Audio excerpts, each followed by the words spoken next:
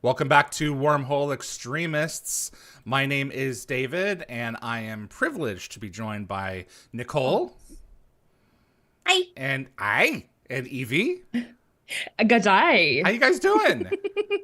Doing good. We've missed you. Missed you It's guys been a good couple of weeks. Oh man. But it's good to be back. So it's been. Yeah, I missed you guys, but I did like having my Sunday nights back. I bet. I enjoyed sleeping.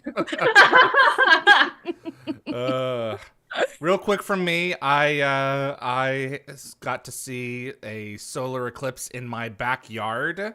So the U.S. in the last 7 years has had two passes of an eclipse, and my backyard has been at the center of the X. One way was this year, one way was this year. I missed the one in 2017, but I went home for this one, and my mother captured the most amazing photo. I'm just sharing it online right now, but if you guys have seen my Facebook feed, then you've already... I think I've seen it, yeah. But it's just absolutely amazing how cold it got. And I don't get that stuff. Oh, it got cold. Oh, of course. The sun's blotted out. And the birds all stopped. The owls started hooting. That was wild. That is an incredible picture. It looks like 3 layers. It kind of looks no like wonder people used to think that was like the Yeah. apocalypse or something. Right. Whenever it Yeah. happened. You have no context. What is happening? You know, I can imagine it would I'd think the world was freak people ending. out. Yeah. I actually saw I saw like a short video on, I think it was my Facebook feed, of a person who had been in a plane as the eclipse was happening. Yes. That was really cool. It was creepy though. There's a couple of that would have really been cool- really creepy. Yeah, there's a couple of really amazing shots out there. In 2017, it was really special because you couldn't tell that there was no AI yet. And now it's like, Right. I'm thinking, okay, that's really cool. But Has it been enhanced? Is it real? Right. Yeah. Has it been Yeah. enhanced? Is it completely Have you seen fake? that thing that Samsung did, which is like apparently whenever you zoom in on the moon, it comes up with a fake picture of the moon that it automatically puts into your image. Wow. And like no matter what angle it is. So like because they have these ads being like, look, you can get a really HD photo of the moon, and it's like, no, darling, you're faking it.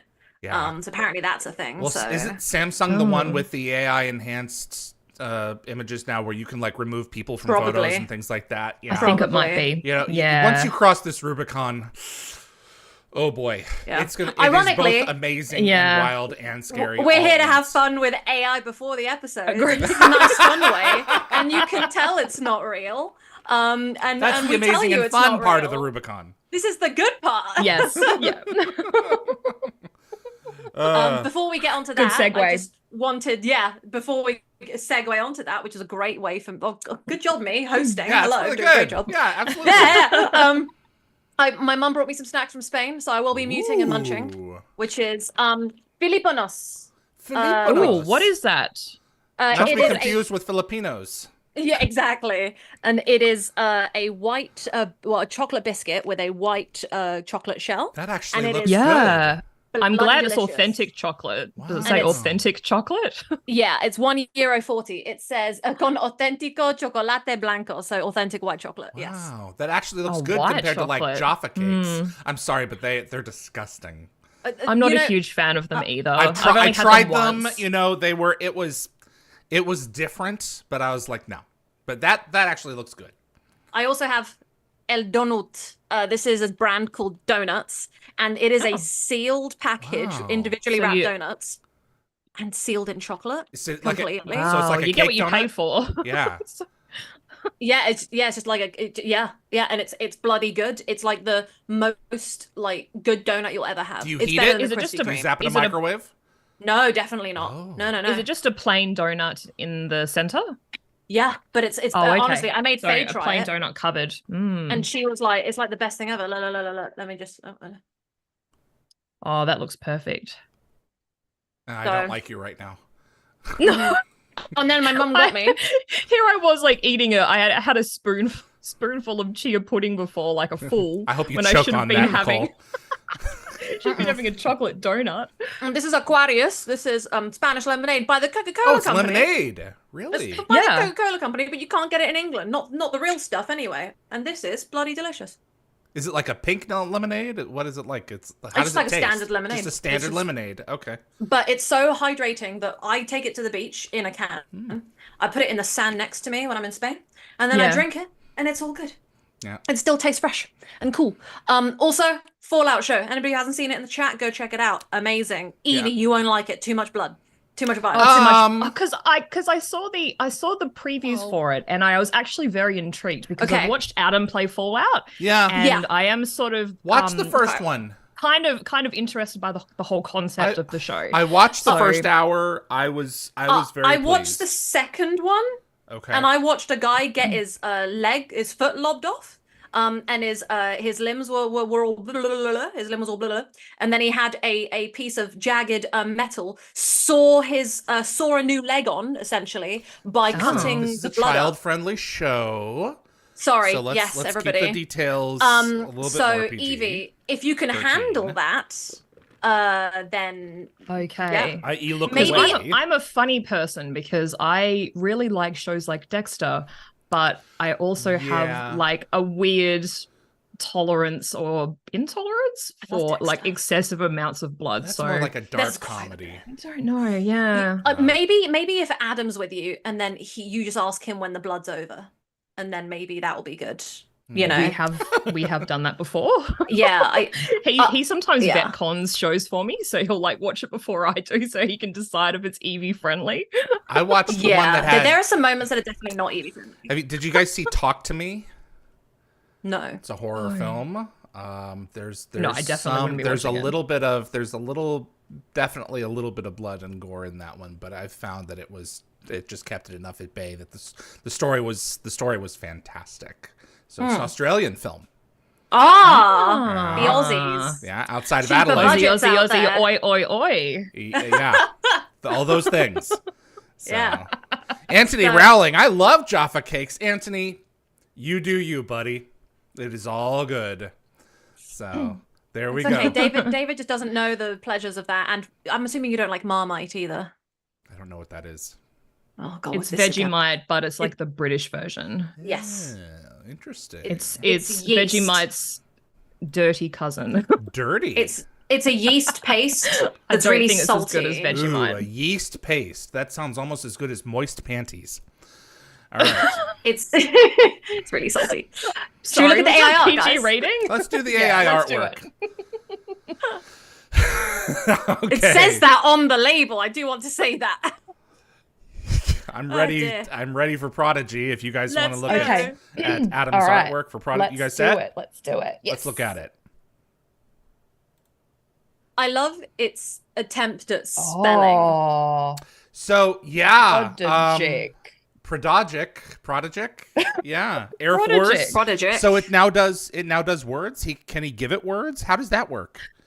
I wish he would have told I me. don't actually know. I think it's just a roll of the dice, really. I Really? think sometimes it spells things correctly, but more often than not, it just makes it up. Wow. But She got I freckles do know on that her he has to nose. work. Yes, she does. Her and she has eyes. like the winged eyeliner, which looks actually really good. Yeah. Wow. Absolutely. And the like the Gecko the Fett said thanks for spoiler detail- for episode 2. Sorry, my guy. That's it, though. you That's didn't it. specify who. Yeah. Anyway, I'm I think sorry, you just Evie. say- Yes. Yeah, I was gonna say the detail on the uniform is pretty awesome. Look at the because material. You You can, can tell actually the see, like, fabric. yes, you can. You can see the stitching as well, Yeah. which is quite disturbing. Yep. Oh wow, I've really that's zoomed really into it. awesome. You can Yeah. really Yeah. see that. Yeah, the definition of a lot of this stuff now is just so strong. That's really cool, my dude. Absolutely. So Damn. that looks very, very similar to Elizabeth.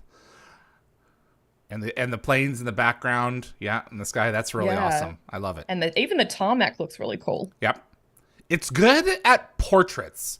It really is good at these kind of symmetrical, like you can cut it down straight down the middle and fold it over. Yes. Kinds of images. Mm-hmm. And just with individual people, I am intrigued to see where this continues to go, and I'm always excited every single week for him to spit out something new. Yeah. You guys ready for Entity? Indeed. Let's check it Yes. out. Wow. That I is really like that. This is like good. watercolor. It That is is watercolor. so good. Wow. That is disturbingly good. That keyboard is insane. It's very cool. I can't get over the screen. I don't know why. Like Yeah. it's just sort of nonsense, but it does very much look It's like an alien the computer. scripting that comes up when, you know, they're interfacing with it. So Wow. Look at that. In watercolor. yeah. See, that's the thing. He doesn't have to make them all photorealistic. He can take Oh, some no. left turns and do, okay, let's try a style with this one. And it's just like, man, it's just the Stargate Command in the 90s. I mean, look at all this. This is Yes. really wild. It That's looks an like it should old-ass be a computer. comic book. Yeah. Yeah. Yeah. Yeah, it's a Absolutely. nice big boxy computer. That keyboard is All I the can't get over various that hard keyboard with drives. all those little buttons. This computer is sadly screwed up. So, and the cables on top make it kind of look like it's set ablaze. That's It really kind of wild. almost looks Yeah. like it looks like hair to me. Yeah. Yeah. Sam's Cable hair. hair. Like Rapunzel is above there somewhere. Well done, Adam. Okay.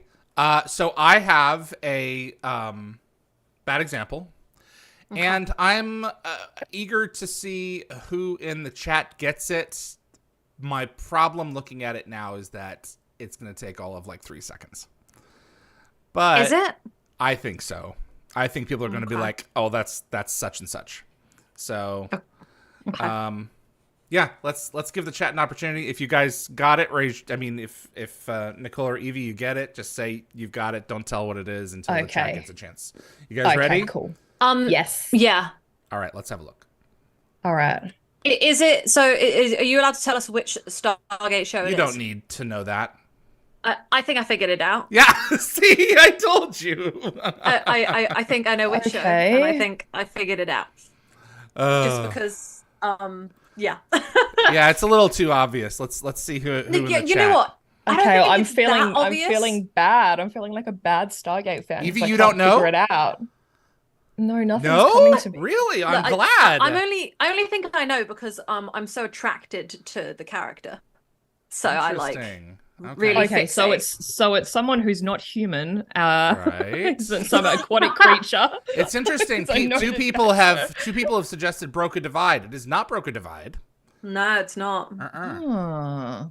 It's definitely not. No. The hair really gives it away. The two Exactly. hairstyles. That's what I think too. I mean, let me go back to it here.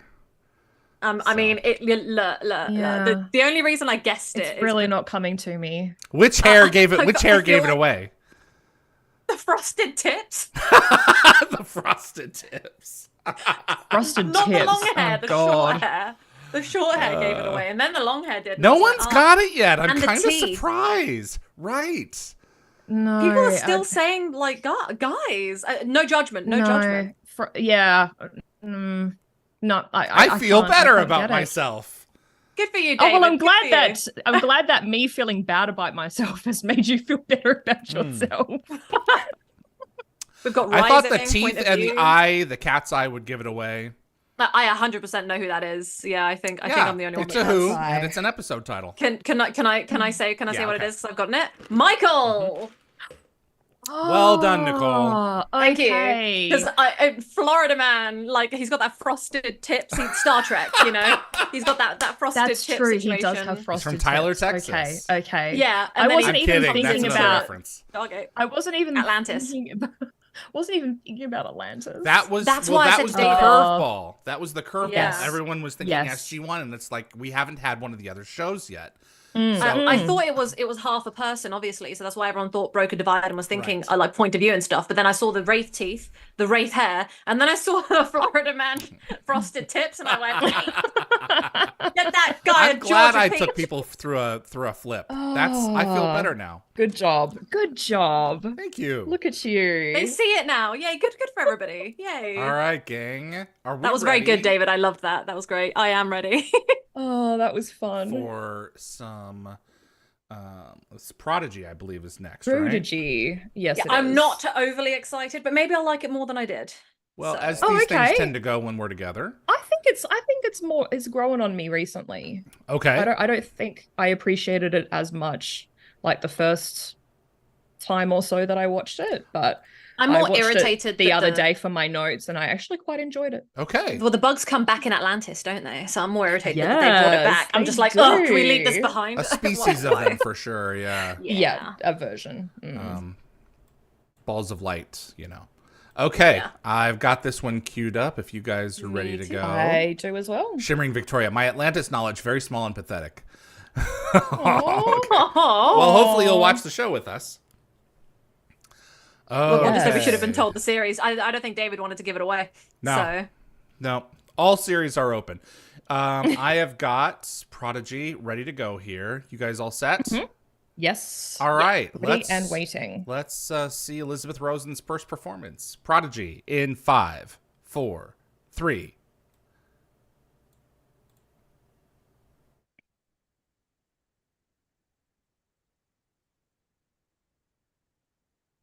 Welcome back to Wormhole Extremists. My name is David. I'm with Yvie Hello. and Nicole. hello. And please welcome in General Ryan.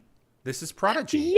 Yes. So Air Force Chief General of Staff. E. Ryan, he is the Chief of Staff. Yeah. So apparently he appeared on the show as part of the Air Force's ongoing support, thanks to its like positive portrayal throughout the series. How do you ask the chief of staff to come on? Do you just call your Air Force know. liaison and say, "Hey, can we get your boss to come on? Not the highest boss, but the one, in the military." Yeah, maybe he was a fan of the show. I do know that SG-1 was a huge recruitment tool for the Air Force. Or Oh, not God, tool, really? but vehicle. Of course. Yeah. Okay. They would So- go to their military bases and they would have copies of SG-1 on DVD. Oh, wow. Yeah. God, okay.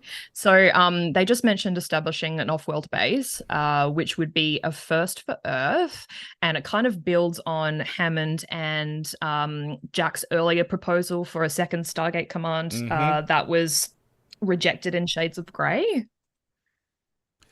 So Alpha Yeah. Site doesn't exist yet? Or it just hasn't been seen on the screen yet? Hasn't been seen on screen. I don't think it exists. You don't think it yet. exists? Okay. Yeah. Interesting. So Yeah. I Well, they believe sort of that set up one though, didn't they, at the end of season 1? Because Daniel mentions when in the beginning of season 2 when he dials true. the beta site, yes, Mhm. no, you're totally right. the alpha You're site, totally which is the right. beta site in the alternate reality. But I guess it Yes. wasn't like a proper base. Maybe it was just like a little mini camp or They something. were ready this is to supposed to be evacuate more people in permanent. 201. Yes. Yeah. So got your hands full with that one, George. Lockwatcher brought that one up. RDA asked General Ryan while he's there, "Do you have anyone in your command who's even similar to me?" And he said, "Yes, and Yes. worse." It did, yes.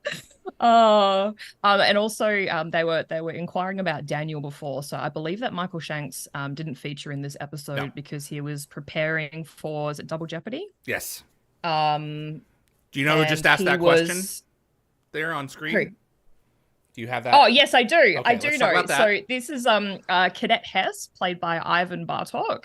So he was the assistant to Michael Greenberg and RDA, and this is his first on-screen appearance. Yes. Also in Malosi's blog, he actually said that Bartok's brief cameo made this episode notable. I That's also cute. believe that the Air Force Academy scenes were filmed at the Science Center in Vancouver. Interesting. Okay. Every time I see Ivan or interview him, I ask him to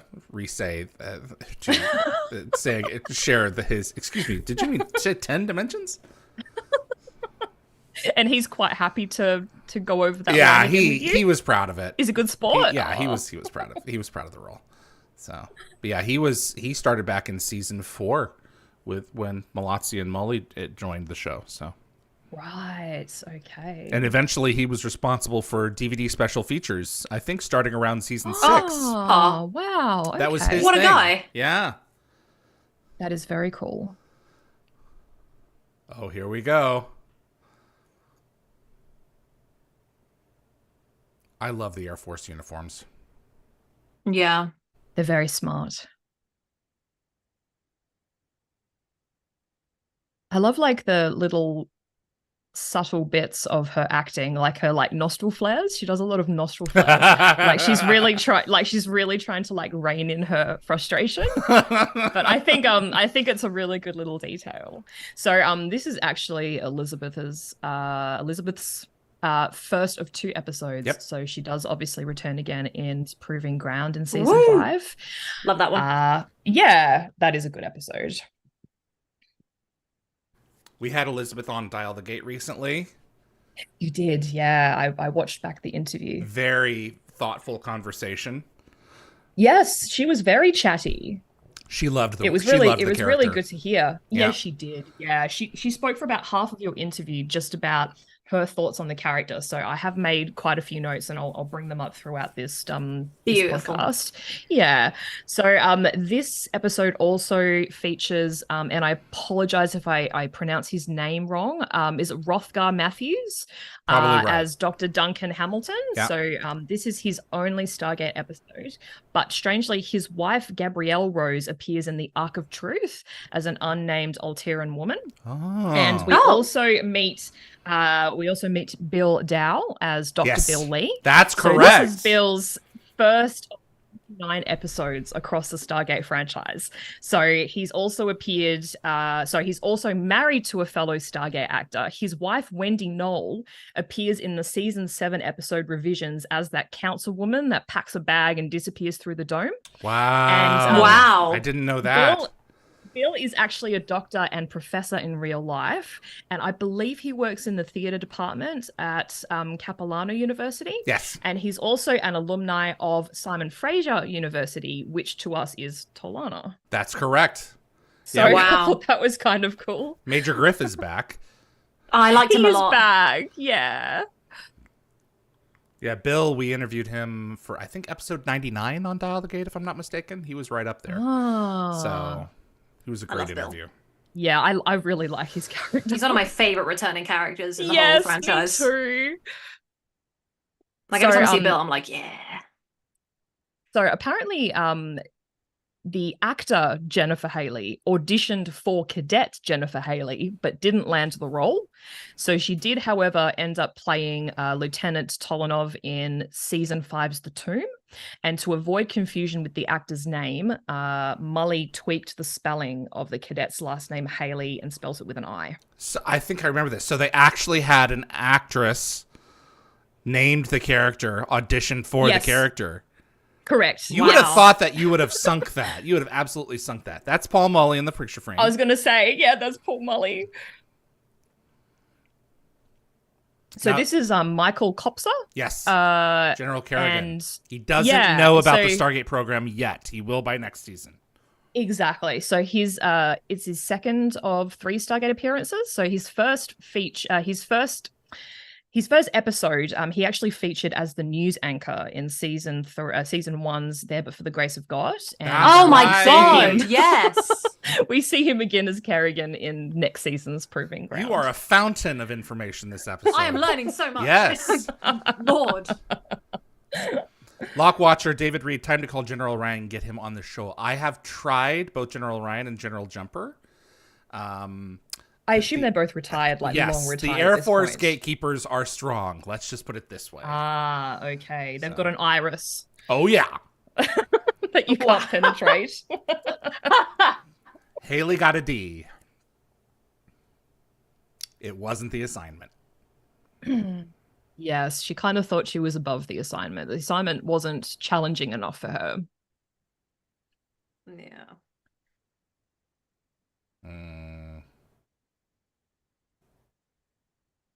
Mm. I think if everyone had someone like this in their lives to say, do you have any idea what it is about the universe that Yeah. you're missing that you could get yourself into? So they've just sort of mentioned just in passing about Haley's size.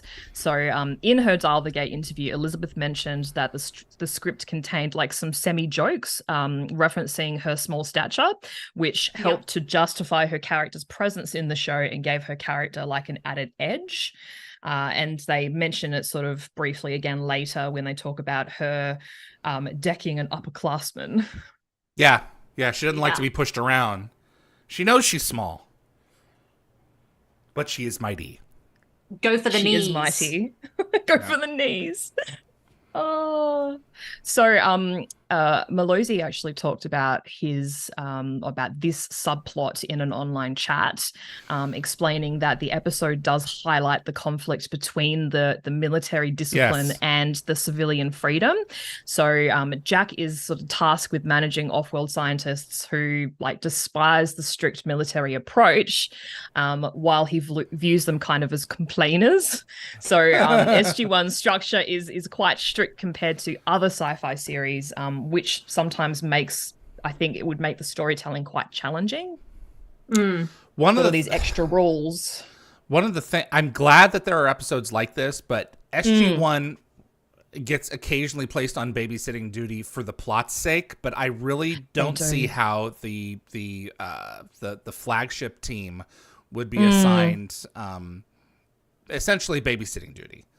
You know? Well, I assume they'd be on babysitting duty just in that the event good. that like there's half of them like ready. Like Sam's obviously busy. That's a good Daniel's point. Yeah. They're diminished Maybe. right I guess now, that's the only so time. Daniel's Maybe gone, there's Sam's like busy. Maybe there's like a rotating roster. Oh The teams God. all Or like a dice roll that they lose. Yes. Because he relieved They all Major take Griff, change. didn't he? So Yes, Yeah. he did relieve Major Griff, who was quite willing to palm off the whole situation, I think. Yeah. You talked to O'Neill about that.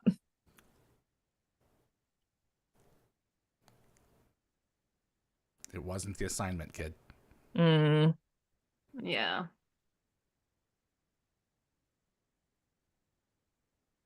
Oh gosh. Oh, girl, the eye flutter there as well. I find her arrogance really difficult to like, really. It's one of the things.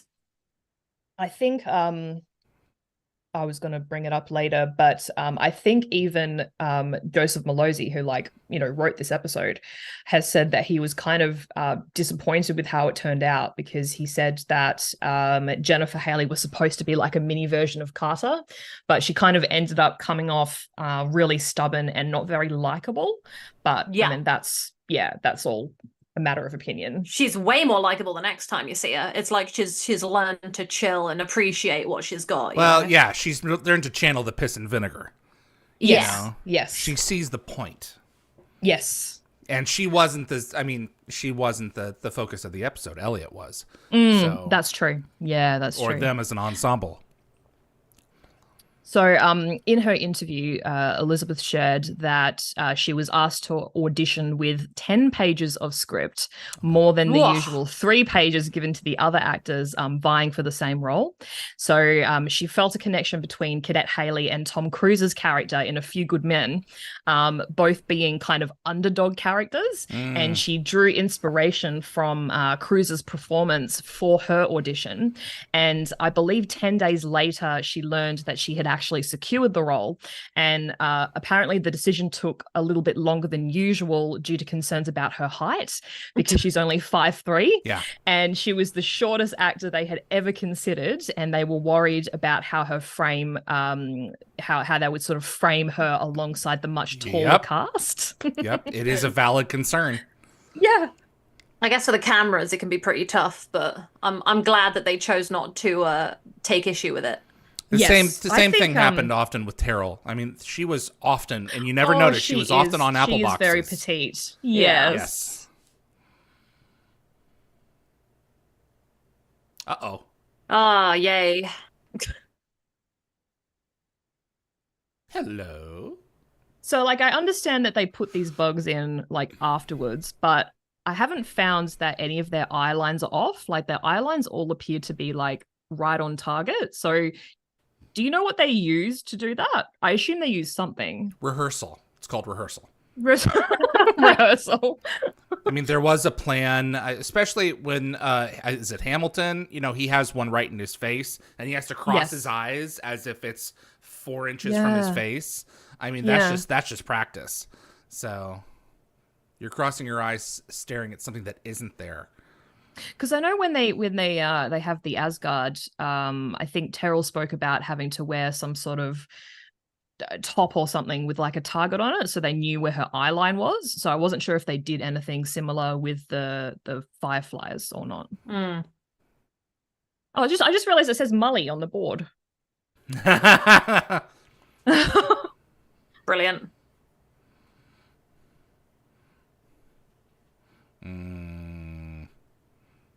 She's intuiting some stuff. Well, like her confidence obviously stems from her own experiences, like there but for the grace of God and point of view, though she can't obviously discuss these with the professor. Oh, I meant Mully. Haley It says was. Mr. Mully. Yeah. Oh, hi, Haley, absolutely. yes. Yes, and this is obviously a big reference to multiple realities. Yeah. Yep. I'm pretty sure they do. Yeah. Yeah, exactly.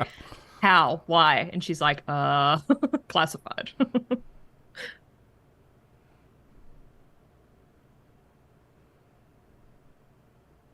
It would be tough to tell a superior and a teacher that were to dance her way around this with the information that she has, and she can't convey it to this guy. But he's got. I mean, but No. she's intuiting a lot of this stuff, and she needs to be given an opportunity to see. If this was Daniel, he would have just like told him like outright, be like, "Hey, look, it's a Stargate. Let's go." Like, I don't think so. drag Catherine in there. Well, Catherine was. So- I mean, she had already, signed Yeah. her life away to the Air Yeah. Force. So That's true. So the scientist on the far right there is Roger Haskett. So this is his third and final appearance on Stargate. He actually played an Air Force Academy doctor in Tok'ra Parts 1 and 2 in season 2. That's right. Did Bill change his glasses? Is that why he looks so different the next time we see him? Probably. He might have done. Because it What the heck, took me Matt? forever to realize that was even Bill, like Yeah. before. Oh, really? Well, his hair gets longer. Yeah. I guess you know. yeah, I guess his character isn't as maybe prevalent as it is in some of the later episodes he he's in. dials up the comedy. This is he's just meant to be a scientist. He's just meant for exposition. So Yeah. and in I season love when 7 he's as well. discussing. Yeah, I love when he's discussing. Is it World of Warcraft? Oh my god, yeah. Oh, And then yeah. McKay's just like, yeah, just keep distracting him with Weir, and he's like, oh wow. Oh, it's Aw. so good. And as a He's World so of Warcraft sweet. player, that drives me nuts because the references were not It's wrong, yeah. accurate. Oh but- no, they should have consulted somebody. Jeez. I Yeah, know, like I David. know. No, I didn't know the game at that point. So Wow. that's a So long story. I was reading as well somewhere that the solar panels on the right-hand side of this camp are facing away from the local sun. So, despite them being in this camp for 6 weeks, you would have thought that the scientists would have adjusted them because they're not generating enough energy now. That's funny. They look good for the camera. Yeah. Doesn't Sam yell at Bill in season 6? Oh yeah, I say when we I go. don't love it. That's right. Yes. That's like the one time I was like really like I was like, Sam, you do not talk to Bill like that. in is it Paradise Lost? Yeah. Yes. Bill is a cutie patootie and no one should hurt him ever. Oh boy, here we go. She broke his nose. Yeah. You can't strike a fellow classmate. No.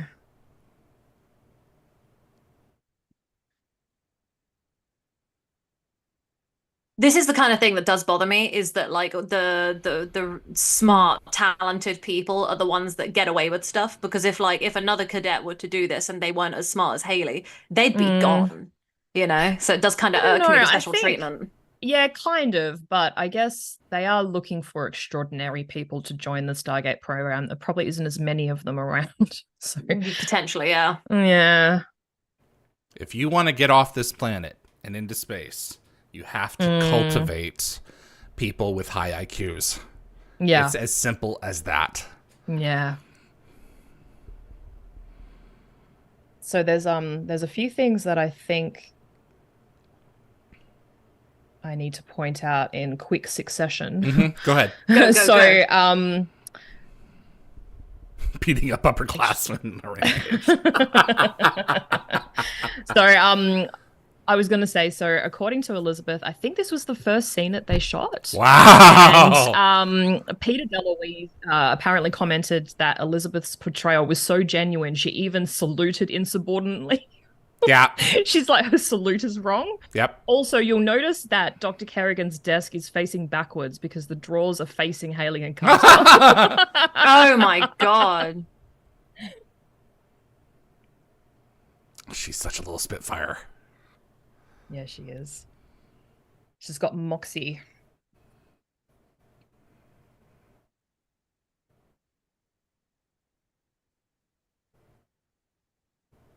Mm. She has nowhere to go. Yeah, well, Elizabeth mentioned I don't know whether she was just assuming this of her character or if they gave her some like background of her character when she had the scripts, but I think she this is mentioned her. that Haley was an orphan, Yeah. with no place to turn to when like if she was expelled from the military. So and she kind of explained that Haley's intelligence was her only treasure. Like she had nothing else. I'm trying really hard to like her in this episode. She's not supposed to be, warm and fuzzy. No, but I'm trying to see like the layers there. It's just very hard.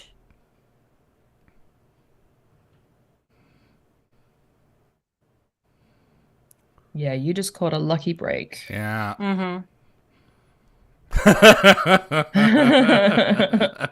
Good luck. Yeah. Yeah, Sam's like, what have I done?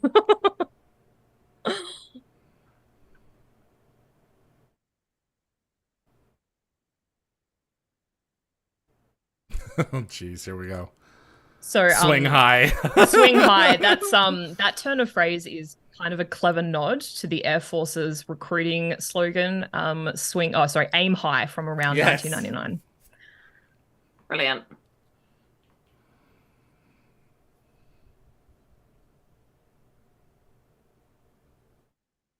This would piss you off.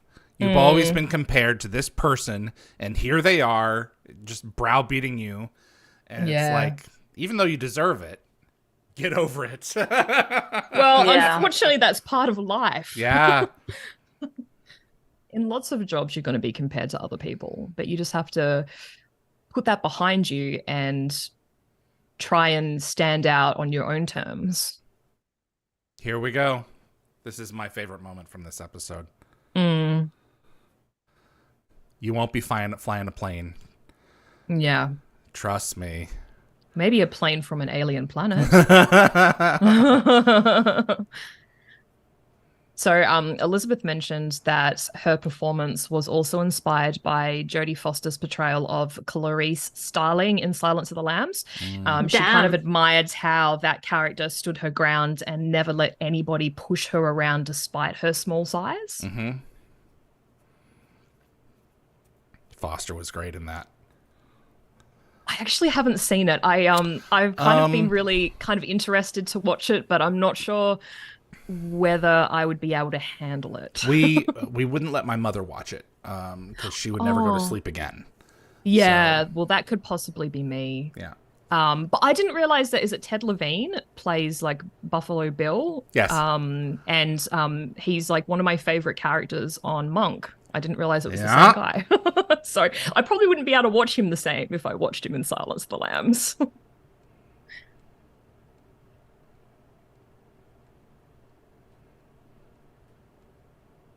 That would have been really tricky to goof. choreograph. Yeah, there's a goof goof? coming up that I'm going to mention now.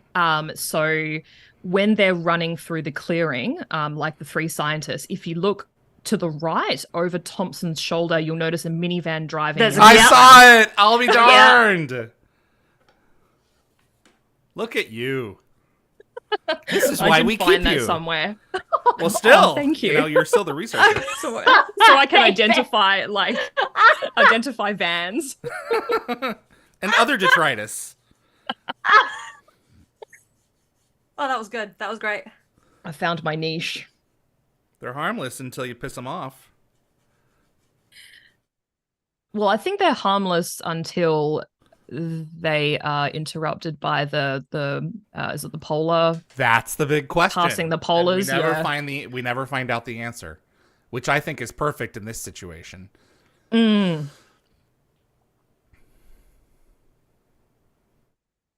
Oh, Gosh, she made it onto the big base. Hammond's really giving her the eye.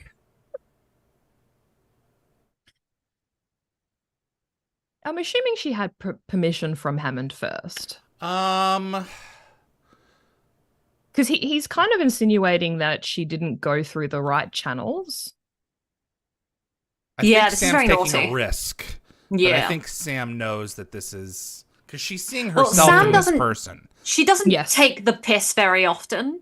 So it's like, you know, this is like her one Jack moment where she can kind of do whatever and get away with it. Mm.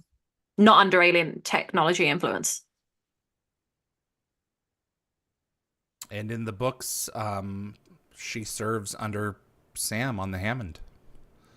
I did not know that. That's cool. That I is like important. That is a Yeah. very Yeah. good idea. Yeah, she's her science officer. I'm pretty So, sure she's a science officer. So Haley's reaction to the Kawoosh. So I think, David, your description of Haley's reaction was spot on.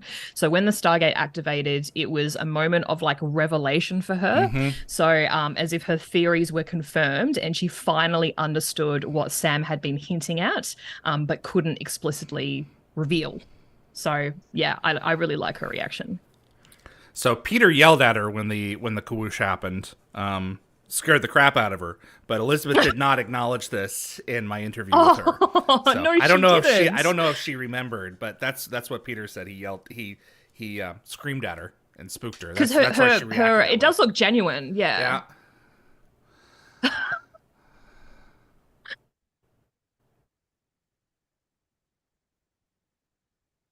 I love seeing people's first reactions to the gate opening. It's Absolutely. nice. Mm. So also keep an eye out. So Carter and Haley actually switch places when they come Yes. through the Stargate onto the Oh. planet. No. That's Damn it. right. Oh man. Exhale. And switcheroo. Get that wax on. Get that Wormhole. frosty Ah, look. okay. Oh, Yeah. yeah, you're right. Yeah. The Yeah. continuity people are also- supposed to keep track of things like that. I know. I guess it was very minor. Also, if you look closely at the reflection in So another Jack's van. glasses, you can see the film crew. Ah, them glasses. Yeah, that's always Yeah. tricky. I'd always That get happened in nervous the about movie shiny as well. surfaces. It Yeah. did happen in the movie, yeah.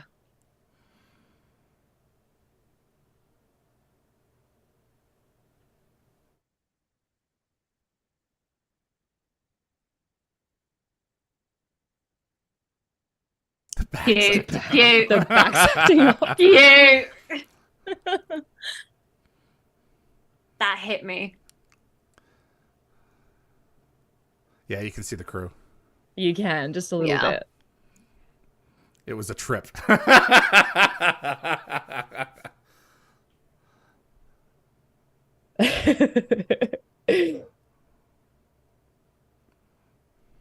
See, now she gets it. Now she's like, okay, now I see what you were talking about. Yes. What a shot. Yeah. I love that shot. That is so cool. I bet it was very cold. It looks cold. So how'd they get it into containment? Maybe they convinced it Oh, With sure. I don't know. with some snackle. Yeah. The ones in Atlantis, I think they just like ate meat. I think that they just ate normal things. Yeah, they Oh. did just eat stuff because he leaves Yeah. a chocolate bar or something Uh-huh. out, doesn't he? Oh, that's what it was. It was chocolate. Yeah. Maybe they tempted it with one of those Spanish chocolate-covered donuts that Nicole had before we started streaming. Oh damn! It was so good. Absolutely. They ran to I couldn't London, talk got the during the chocolate intro. donuts, and just ran back to I Colorado. went to Spain and got the chocolate Yeah. donuts. That's a good point. Yep. While Evie was giving her spiel, I was like, just eat all the food now while Evie's doing all the talking. That's what I'm here for. You But it don't may know not that like for it. Darling, sure. let's not make assumptions. It's still- it when doesn't- you assume, you make an ass out of you and me. That's right. It may not like being Mm-hmm. held there, though. Yeah. Let this one go. Except it's going to report back to its buddies how it's been treated. Yeah, it's Yeah. gonna go summon the Light Brigade. Yeah. What a name. Light Brigade. Oh, jeez. It's great that a bunch of lights are just going to rock up and like wage a war on these guys. It's quite silly, but you know, like Mm. life comes in all shapes and sizes, so we should just, Mm-hmm. be accepting and open our minds. It's awfully convenient that right when this one is let go, they start attacking. So, but plot armor definitely helps the show frequently, just in the nick of time, as it were. Yeah. Yeah. That's kind of how it is. I guess we're insinuating as well that these two events happened quite close together. You know, it was released and then it found these guys. Like maybe these guys encountered the being a number of hours later. You don't know what the That's passing true. of time is. That is true. So I know it's kind of not right to laugh at someone's pain, but I think the timing is spot on when Bill suggests checking the high frequency spikes and then you hear screaming right after. Yeah. Couple of bills. How often does that happen? Because his first name wasn't named yet. I think it happened because Daniel accidentally called him Bill, and I think Michael accidentally called him Bill in Evolution 2. Hey, if it works, it works. Yeah. Oh yeah, I forgot Evolution. Yes, they are great episodes. It looks like that I hurts. love that they got to hang out as well. Oh yeah. So don't you Daniel. think the wounds made by the light bugs look very similar to those laser welts? Yeah. In 2010? It's yeah. Yeah. Interesting camera. Hmm. Oh, I love like this this. scene. Yeah, it's cute. I don't have any other name.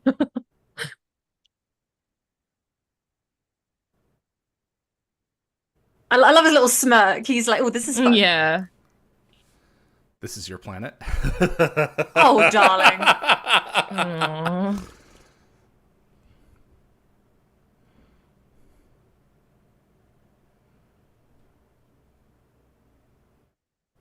I really wish Till could like messed with her and Mm. like said something like really outrageous.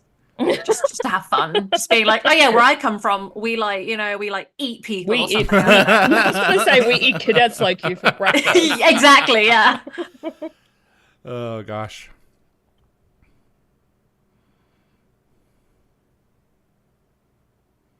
Oh, Sam protecting Bill. Oh, I don't know why. I love Sam and Bill so much. They're so cute.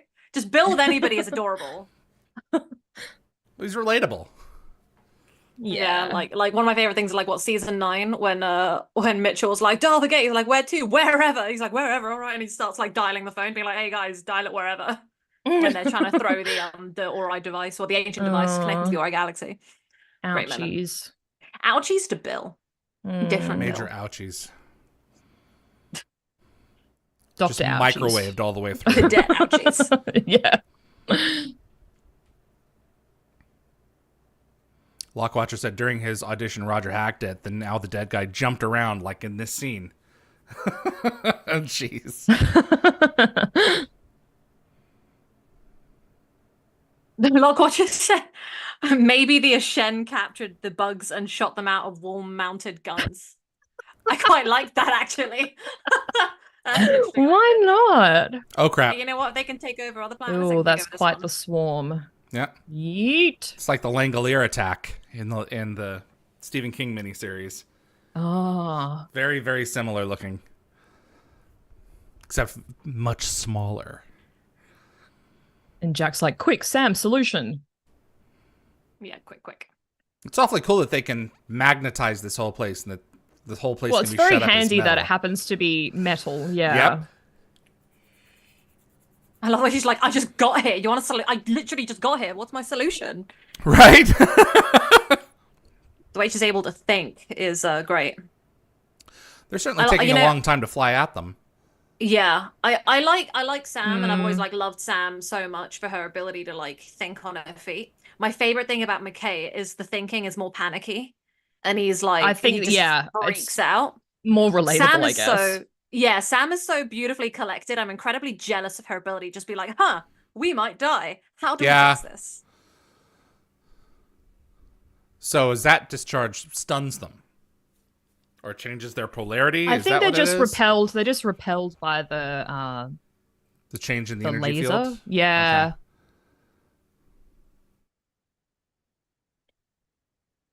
Yeah, cool sequence. Close the windows. Yeah. And don't touch the walls. Mm-hmm.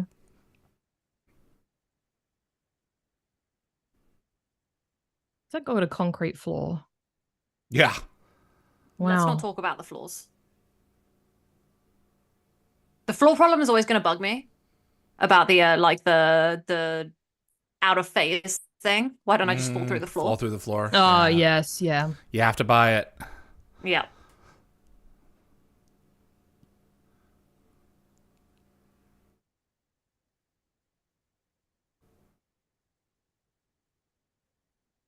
So for what they use for the there is a gun that you can fire that discharges those little electrical jolts at objects. I forget what they're called. Okay. But it's just a little behind the scenes trick. Like when you need That's a coolant cool. leak, you take compressed air, turn the can upside down, and blow it. So they did that effect in person. They didn't do that effect post-production. It's not post, no. Oh, that's really cool. Yeah.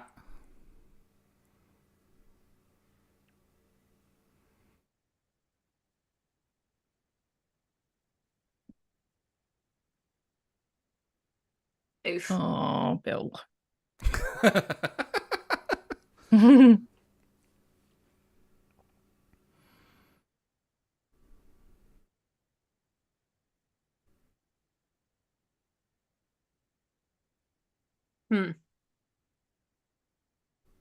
Big brain. Stargate.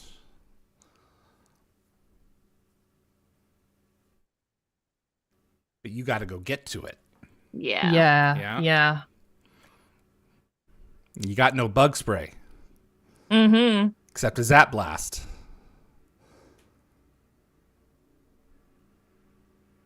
I don't like where this is headed.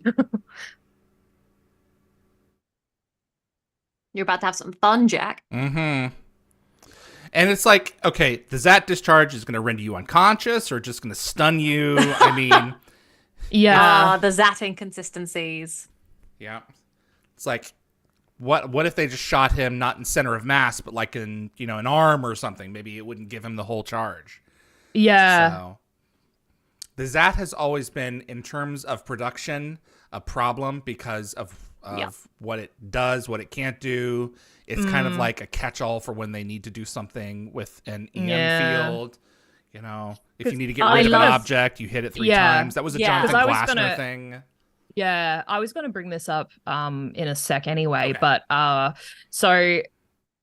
has been at least 3 occasions where a single shot from a Zat gun hasn't actually knocked the person out. Correct. Yeah. So there's Daniel in the Line of Duty, Frotak in Family, and Martouf in Divide and Conquer. Yeah. So it's not like this is the first time This is happened. true. This is true. But it's selective as to when it happens. Yeah. It is selective for sure. Yeah. With the Ori stunning weapon that Daniel uses on Adria and Toman. I love the way that Daniel's like, okay, so how does this work? And Vala's like, yeah, that'll stun. If you shoot a few times, it'll probably kill. Like, they're not getting specific. They're like, hey, yeah, we're just gonna, what's convenient for us. She's only seen it, behave a certain way for a certain number of, Yeah, and then it worked out like well as a good excuse to get around that. I wish that they could somehow get away with that for the Zat. They just dug themselves a deeper and deeper hole as the show went on. So, yeah. And it just went on for so long, it was just hard to avoid, I guess. Plus, it looks phallic, so, Yeah, it does. So the creature's agitation apparently could be due to the moon's magnetic position and then exasperated by their capture. So they're sort of treating it as though those factors are mutually exclusive, but they're not really. So you're saying it could be the light aliens, that it could be their time of the month? Yes. Yes. I usually don't shine that brightly during my time of month. Well, everyone's different. Is it that whole thing when when people say the Mercury is in like retrograde, so like Mercury is retrograde, Mercury yeah. in retrograde. Yeah. Yeah. Yeah, there's a website that you can go to check and see. First time I ever heard that was in Brooklyn Nine-Nine when Captain Holt is like, oh yeah, and Mercury's in retrograde, so like everything's bad. Is Mercury in retrograde.com. It says, yes, that may account for the weirdness. Mercury turns direct on Thursday, April 25th at 5:54 a.m. Here we go. No wonder I'm so depressed. I was thinking more on the lines of... Love this. Teal'c's so ready. I feel like he really enjoyed that. 3. Or is it 2? What he says? 2. 2. Oh, she woke him up. Just sort of spits it out. Did you see what she used? He was flailing before they used the smelling salts. Yes. So yeah. Just to make sure, I guess he didn't knock out. Yeah. There are a lot of things that like in seasons that will bug me about television. It's really hard because like they'll make a decision early on going, yeah, that's a great idea, and then later on go, crap, we've screwed ourselves. Yeah. Well, I find that's quite frustrating watching like shows like Once Upon a Time where they go back on their own canon all the time. Yeah. That's the problem with fantasy. It's a little loosey-goosey. Yes. Yeah, reading novels is also a pain for that very reason. It's like, oh yeah, you just the rules are out the window, I guess. Cool. It depends on how internally consistent they are. Yeah. Some are really good about it. Indeed.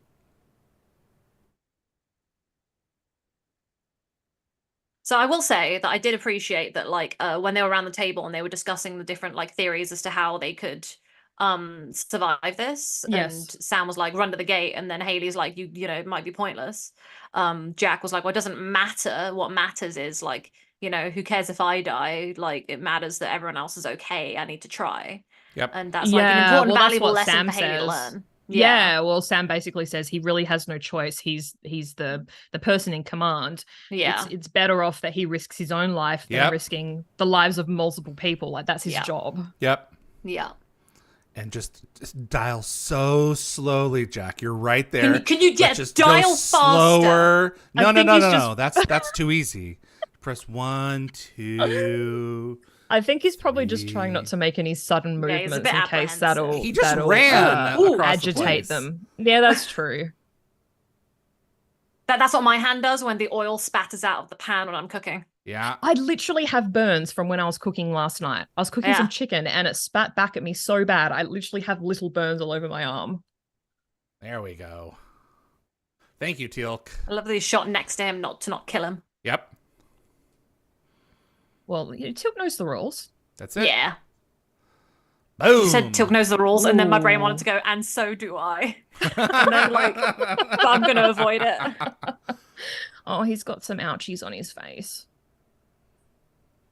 And God knows what to his internal organs. Got some, like, PTSD to 2010 over here. Like, really does look 2010.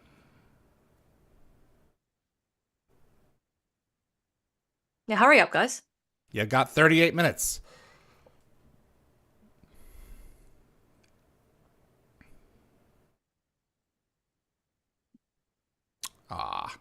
Oh, you're a good man, Bill. Gene Diada said, my headcanon is that a Zat gun has settings like a phaser has. I respect that.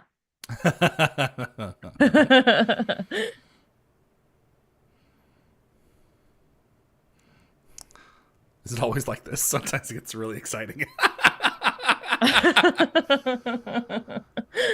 about I have this conversation the other side of the gate, guys? I know this is a shot, but like, I know. please. I was just thinking the same thing. Like, they were in a hurry to get out there, but now they're kind of taking their time. They're like, ha ha, we nearly died. So I was reading some reviews on IMDb, and one of the reviewers mentioned that Matthews, Rosen, and Dow's characters were key to their enjoyment of the episode as they meshed seamlessly with the rest of the cast. And I think I agree. Mm-hmm. Yeah. I love the scientist versus military situations. That's why Atlantis is also a very interesting time. I think that having the merging of characters that aren't always going to get along is funsies, especially when they're on the same side. One of my favorites is in Descent, when Dr. Friesen goes off to examine, I forget which room, I think the engine room or something, and O'Neill orders him not to, and finds out later they did. which actually ends up killing him. But in the interim, O'Neill says, "You scientists," which is harkening back to his dislike of scientists, as according to his comment in Children of the Gods, because they don't listen. Love scientists, but happens. They're risk takers, and then they've got to bail them out. By the example of this episode, that's Prodigy. Okie dokie. Hello, everybody. We done did it. Hello. Hello. I love how Nicole British put on a British accent. I do that with Jeff. We'll get on Xbox and he'll be like, hello, and I'll go, hello, and then we just get like, I don't know why. Hello, Poppet. Lilting English accent. Gecko Feta said, and then the gate shuts down before they get through. Literally, it stresses me out. Candy Mitt said, poop, missing this week's My Lovebirds, Miss Linus has taken over the TV. Well, we are on rerun. Okay. Just give us your rating later. Give us your ratings. Yeah, just in the comments section. I have a lot of mixed feelings about this episode, and I always like to dive into it. I always like to wuss out, and because I want to say in other words, I'll say that. No, I was about to say a really, really naughty words. I'll say wuss out. And go last. So I'll try to go first this time. Do it. I think I'm gonna give this one. I feel bad. A 2. Okay. Oh, okay. Why? It didn't get much better. Why it's isn't an episode... it a 1? Talk about the reasons why it's not a 1. What did you enjoy? So it's not a 1 because it's not Bane, and it's not just a lot of other stuff that I hate. It's I think that it's at least has some interesting moments. The behind the scenes of getting people enrolled into the SGC is kind of explained a bit, because it's hard to explain to someone that they're going to be going and doing that stuff. So it's like, you got to take some risks. I found it really hard to get on board with Cadet Haley. I have never liked her in that episode in particular. I like her the next time she rocks around. It's like she's matured a bit. I found her a bit too hot-headed for me, which I think is quite ironic because I'm a bit hot-headed. But I was never like her in school. She had a level of disrespect that just irritates me. And I found it hard to get on board with. And then just the SG-1's obviously taken a huge sideline in the episode. It's mainly just like Sam. And but there's some fun side people coming in, but it's just not good enough for me for it to be any higher than that. It could eke up into a 3 one day if I somehow broaden my horizons a bit, but it just can't. Right now I can't get it past a 2. Okay. Well, my rating wasn't going to be too much higher than yours. I was going to go with a 3. So I also am not a huge fan of Cadet Haley's character, as you said, sort of particularly in the beginning. But I think I have kind of grown to appreciate this episode a little bit more. I think I've probably seen it, I don't know, like maybe half a dozen times. And I think I do like her moxie.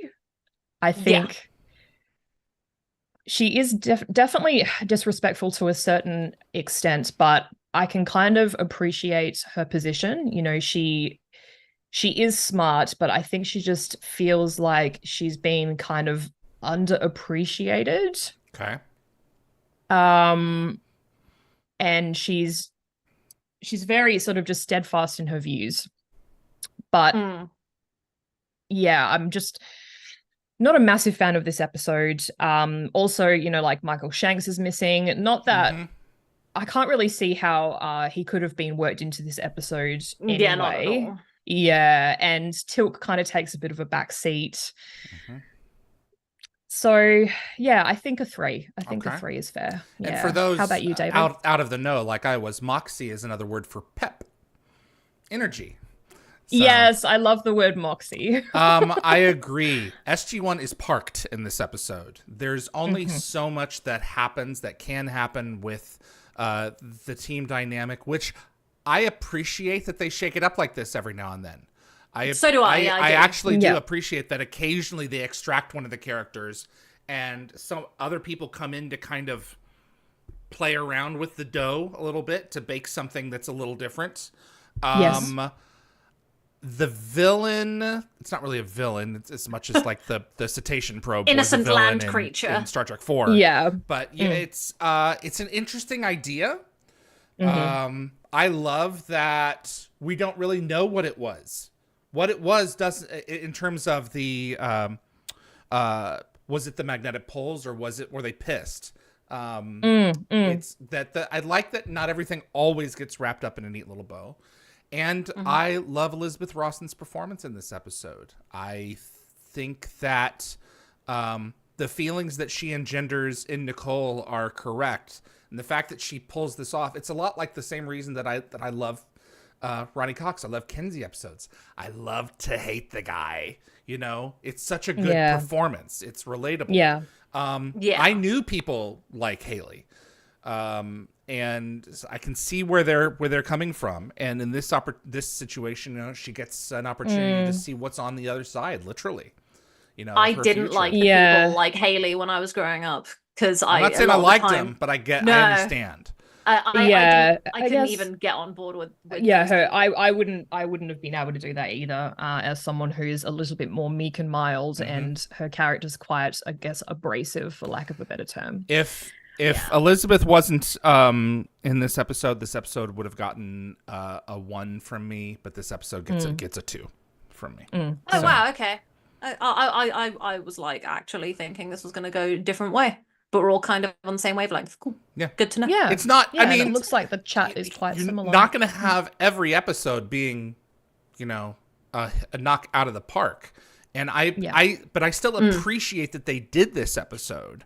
It's just not one of my favorites. People say to me, you hate so many Stargate episodes, and I'm like, yes, but they're like, but it's your favorite show. Hate's a very strong word, even though I just used it to describe Kenzie. Whatever, he deserves it. But I he's mean, the worst. I really am careful not to like throw it around too much. Yeah. But people say to me, they're like, how can you love it so much and claim it's your favorite show when you don't like love every aspect of it? And I'm like, no, I love the aspects that I don't love, because you can still be objective. It doesn't mean that you drank the Kool-Aid. There's so many episodes though of Stargate. You can't possibly like all of them. Yeah. No, and that's it. And you know what? Even if I don't like an episode, I'll still rewatch it because I love the show and there are elements to appreciate. Like Bill. I love Bill. Yeah. So that was nice. Introduction of Bill. I had an interesting conversation about 14 years ago with a friend of mine. We worked at PropWorks together, and so he was a big comic book fan. And I was the Stargate guy there, and he was talking about the Phantom Zone in DC. I think that's what it was. Like wherever they go, and like when they're stuck in that thing. And I said, the Phantom Zone? And he said, don't even. Oh. I said, what are you talking about? He says, with how much you love Stargate, that's how much I love this. Don't make fun of it. And it was like, okay. I make fun of Stargate all the time. Yeah. I can be objective about Stargate. It just it's not my golden calf. You know, not everything about it's going to be perfect, nor do I pretend for it to be perfect. No. Dude, obviously get a life. Just chill out. Yeah. He's probably had to and defend himself in arguments. Have a cup of tea. Yeah. I will be the first to make fun of Stargate's campiness. So it's so much fun. Calm your like, are you allergic to fun? Calm your farm. Enjoy, you know? That's the thing. Well, when people say to me, oh, this is so cringy, how can you watch it? And I'm like, because fun. Yeah. You know? Yes. Well, like, I eat cringe for breakfast. I don't think it's that cringe. I think some parts of Doctor Who are like cringe. It's so cringy. Yeah, even though there are some episodes that I have been told to watch and I have watched, and I was like, that was really good. But the other David parts Tennant of it are years just are like, very good. I mean, it's just a little too campy sometimes for me. Yeah. But that's what I love about this this whole genre is you can have all of it. Some people are going to be over here, some people are going to be over here. Some people like it all, and that's okay. Yes. So Yeah, I mean, I read a lot of books, and a lot of books have a lot of fun camp in it, and a lot of like lame stuff. And people are like, "How can you read that? It's so cringy." And I'm Yeah. like, because I like fun. I don't care, you know. Like, some things are good, some things are bad, some things are serious, and some things are silly, and that is a-okay. And Stargate is capable of doing all of those things, as it should. Nicole, I have a question. Oh dear. How many books do you just quit? How often do you quit a book? And where? Oh, like mid-read? Yeah, where you're just like, this is not working for me. I'm not wasting my time on this. Yeah. I usually wait around 100 pages into like, it depends on the depth of the book. So if it's like 600 pages, I'll go about 100.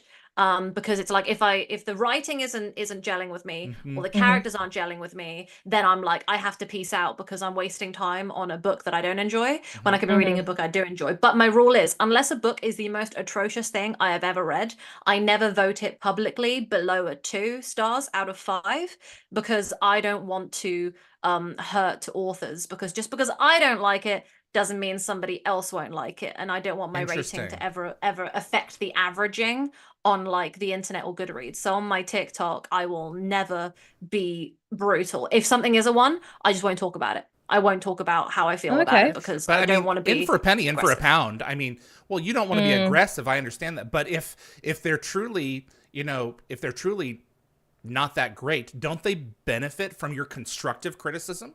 Aren't you just prolonging? Yeah, so aren't you just if prolonging they see it things? as that. I will be constructive if I can be, but sometimes my hate for something is so strong I can't. So you even just be rather not constructive. engage. So I'd rather not speak. That's that's I what can mean. understand that. So yeah, but like I don't want to hurt people, or like, like an author, it's one person and a few editors who are going and doing something. I don't want to like crush them, So like, for example, Stargate, I love episodes, and the episodes are written by people, and the writing on some episodes aren't great. I don't like them. I really don't like Bane, and there's stuff like that. But there are elements. I feel you mention that every week. There are elements I can enjoy, and I'm like, I still like this thing, even though it's a 1. So yeah, but I do quit after about 100, sometimes even sooner. If the first page doesn't get me, sometimes I'm like, this is for another week. I'm clearly not in the right mood. So I fired someone a few years ago. Sometimes you need to be in a certain frame of mind. Yeah. Why?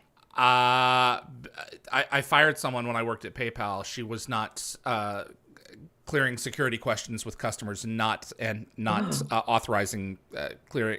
There was a security system that we had in place. If they did not call in to the account that would pop up and say the name that was on the account, we would have to re-verify them. And of course. This person had worked with Steve Jobs. She was fired by him 2 or 3 times. She spent a lot of time working with his son Reed directly. Wow. And I let her go because she was just. It wasn't. She wasn't verifying the customer. She wasn't making sure that they were doing that. Yeah, this was a 60. sad. This was a late 50s, early 60s woman. She was crying when I let her go. But the fact of the matter is, she was an amazing human being who didn't fit where she was, and she deserved to find another place as soon as possible, because she was an amazing person. Had we not done the right thing in what we call it push, I mean, you push people up, you grow to grow their career, but sometimes you have to push them up and out. And if you're just not saying what needs to be said, and they're just treading water, what good is that to them? So anyway, we're going way. I apologize. I'm really derailing. Criticism is important. But I'm just you can't control how they manifest their reactions. Sometimes there are people who will say, "You know what? I really needed to hear that because it made me consider cruel to be how kind." I write." Yes. Yeah. But it's not. Cruelty. I try to focus. They may think it's cruelty. Yeah, I try to focus on just being kind as best I can when it comes to book reading, because I feel like I'm attacking one individual who's written something that's important to them. It's not an attack. And I know, but if that is an attack, then we have something seriously wrong with the foundation of our culture. The space on the internet at the moment is not a great place for that. And there you are think it's bad now? If you give a 1 or 2 star review to a book, some authors will come at you with insane hostility and like try to get you cancelled. But that's their problem. I know, it's just incredibly aggressive, and I don't want to be part of that. If you're in that industry, you have to expect a certain level of criticism. Yeah, I know, it's their immaturity. Sensitive, then take your ball and go home. Yeah. Also, sometimes it's an author I love who it's a book I don't love, so I'm just like, look, I don't want to be left off the lists of future books, advanced copies of them. So I'm just I gonna don't like like not how talk this about sounds at that. all. I So- really, I don't like this. If something, It- I don't want to say something because I might have limited access in the future. That's I the do thing. not like where I'm this afraid. is going. I'm afraid of the honesty. The internet is a scary place. So Yeah, but Can I I mean, change I the try my subject? best. if you wanted to get in the mud, you can't complain that you might get dirty, Nicole. I mean, It's if you're true. reviewing, you do your thing. Absolutely. It's true. I do not like the overall sound of where this is going. It doesn't sound like you like it Oh, much it's either. scary. So No, I'm Nicole, they're debating asking- my opinions. Yeah, they're asking in the chat if you're in a different room. Oh, guys, no, David asked that. I'm in the same room. It's just a different spread. Just I got new a shelves, reverb. guys. I got new It shelves. looks really good. It looks really good. Thank you. And your videos on TikTok, if I can like plug your channel, Oh. are very cool. can The- you the put a ones where link you're in the putting it chat together. of the assembly, the time lapse? Oh yeah, sure. If you I'll have slap it that in there. handy, put that in the chat so that they Yeah. can see it, so they'll have a Yeah, record of it's that. very cool. Yeah. I do want to say, guys, I do try to be as honest as possible with my content, but I'm trying to tread lightly with some situations because I just don't know how it's going to be. And that's that. But I try to be as honest as possible and just not mean. And I'll figure out how extreme that's going to be when I get more comfortable on the Mean internet. is so subjective.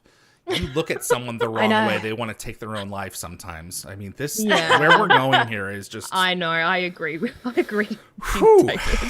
There we go, guys. If anybody cares. There it is. So if you want to, this is the time lapse of the assembly. Yes. I didn't it's, realize this was the same room. This looked like a brand new room in a brand new house. Did you guys repaint? No. Did you guys same put a thing. fresh coat of paint up? Wow. Nope. Okay. Yeah. Hasn't All changed right. in over a decade. Yeah. Check that out. So yeah. So. Okay, guys, I'm gonna read out the ratings. So Oh, we yeah. have, I yeah. forgot we do that. Anthony, it's a 5 from me. G&DR said, and that's a 1 from me. I Okay. like bugs, Ooh. but that's it. Ooh. I like Mac bugs, but Bolan's that's it. Conscience. A 4. This is very generous in my opinion. Gecko Fett, 4 out of 7. Enjoyable and memorable enough to stay above the half point. Wow. Candy said, Bane is good. You're entitled to your opinion. Jed Ted, 6 sheds for Haley's spunk.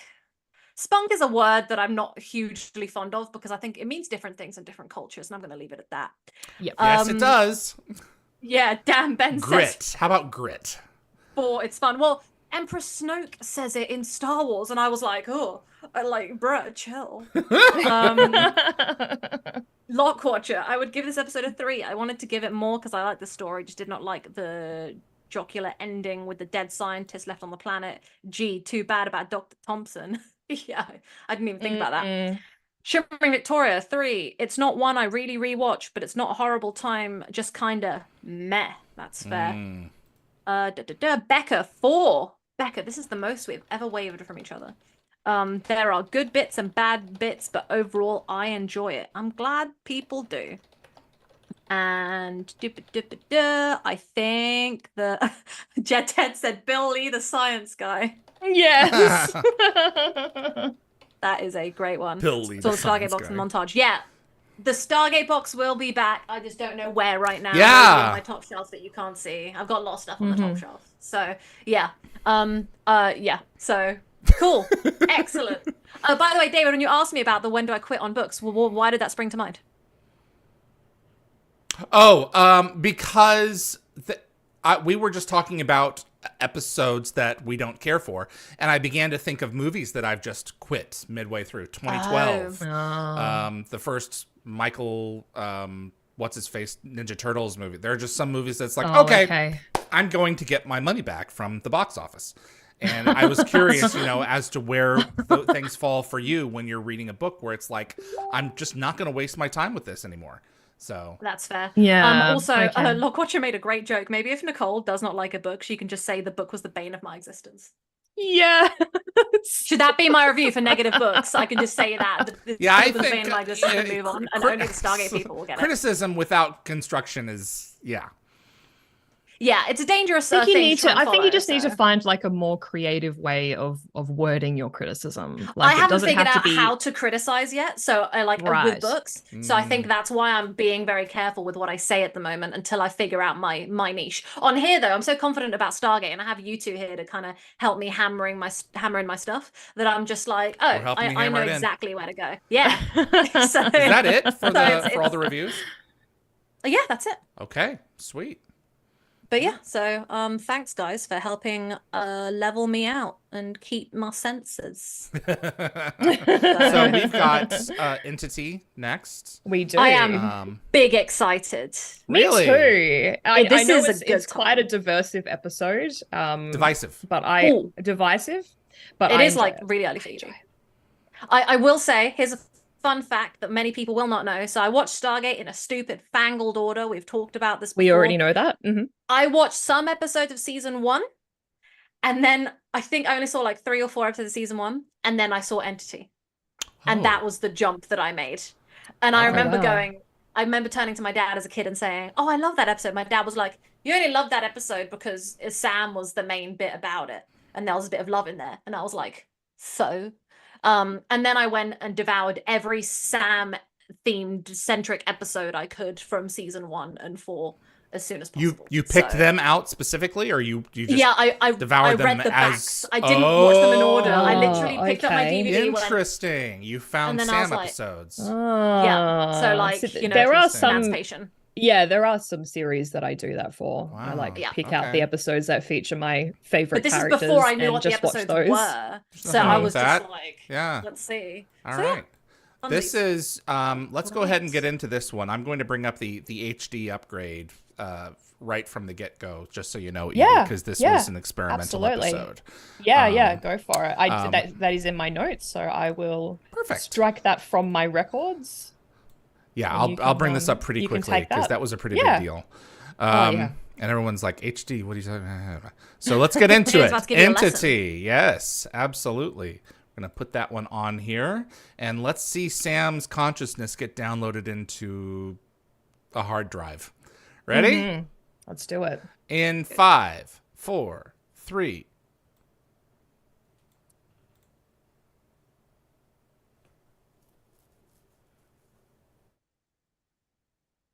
Welcome back to the Wormhole Extremists. My name is David. I'm with Nicole.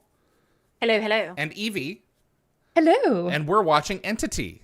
And Daniel's back. He is back. Yay, Daniel. Now, you may or may not notice a few things about this episode. I'm going to point this out just at the get-go so you can kind of be aware as we go forward. This is the first Stargate SG-1 episode that was shot with digital cameras in HD. Yes. So they have been shooting on film at this whole point. This is an episode that is self-contained to the base, so it wasn't going to be really anything outrageous. You may not notice a difference in the photography at all, but this show was shot digitally. Yeah. 720, I point. believe, if I'm not mistaken. I could be wrong at that. I'd love to talk with the DP for this episode to see how this was achieved. Yeah, that's actually a very interesting fact. So, I didn't even know. Yeah, my understanding is they don't shoot another episode entirely in HD until the season 8 premiere, New Order Part 1. That's correct. Yeah, they were experimenting. Yeah, and I think I've got here as well that from Nemesis onwards, all episodes were filmed in 35mm, while earlier episodes were shot in 16mm, aside from the special effects. Interesting. I love this planet. We only get glimpses of it through the map. Lockwatcher says same camera type that they used for Star Wars. Let me see here. So that was episode 2. So this is the only episode directed by Alan Lee. So he's actually sort of still been in the background as an editor and a second unit director since season 1. And I found this to be a fun fact. So his father was the renowned composer David Lee, who snagged an Oscar and a BAFTA for Best Sound in the 2003 movie Chicago. Oh, wow. Well, there you go. So Their banter's already back. So cute. Attack of the Clones was shot on a Sony Cine Alta HGW F900, which had been introduced in the year 2000. So, and that was when this... that's when this came out. Yeah. So apparently this episode was initially given the working title Child's Play, which was listed on the official MGM website and some TV listings. Yep. What a odd name. I know. I didn't quite get the reference either, so I'm glad they changed it. Yeah. I love when they get all panicky and they start having to pull those levers. I don't know why it excites me. You love a good lever pull. I love a good lever pull. Jeez. Film stars never die in lever pull. So Deborah Kraft from Gateworld noted that season 4 has been adventurous with its portrayal of atypical life forms. So Entity sort of fits right into this pattern. So the season has included confrontations with the replicators and small victories, encounters with beings similar to sentient water, like in Watergate. The Gadmir. Negotiations over planet rights with life forms existing solely as DNA in scorched earth, and altercations with those, fireflies in the last episode, Prodigy. Yeah, the alien races were awesome definitely out there. Yeah. And this episode is written by Peter DeLuise. Definitely that's why it's a has good his episode. That's why I humor. enjoy it. Yes, it does have his humor. Peter DeLuise I cannot is going wait to be for this on the intro 20th to go. on Dial the Gate. Yes, he is. Yeah.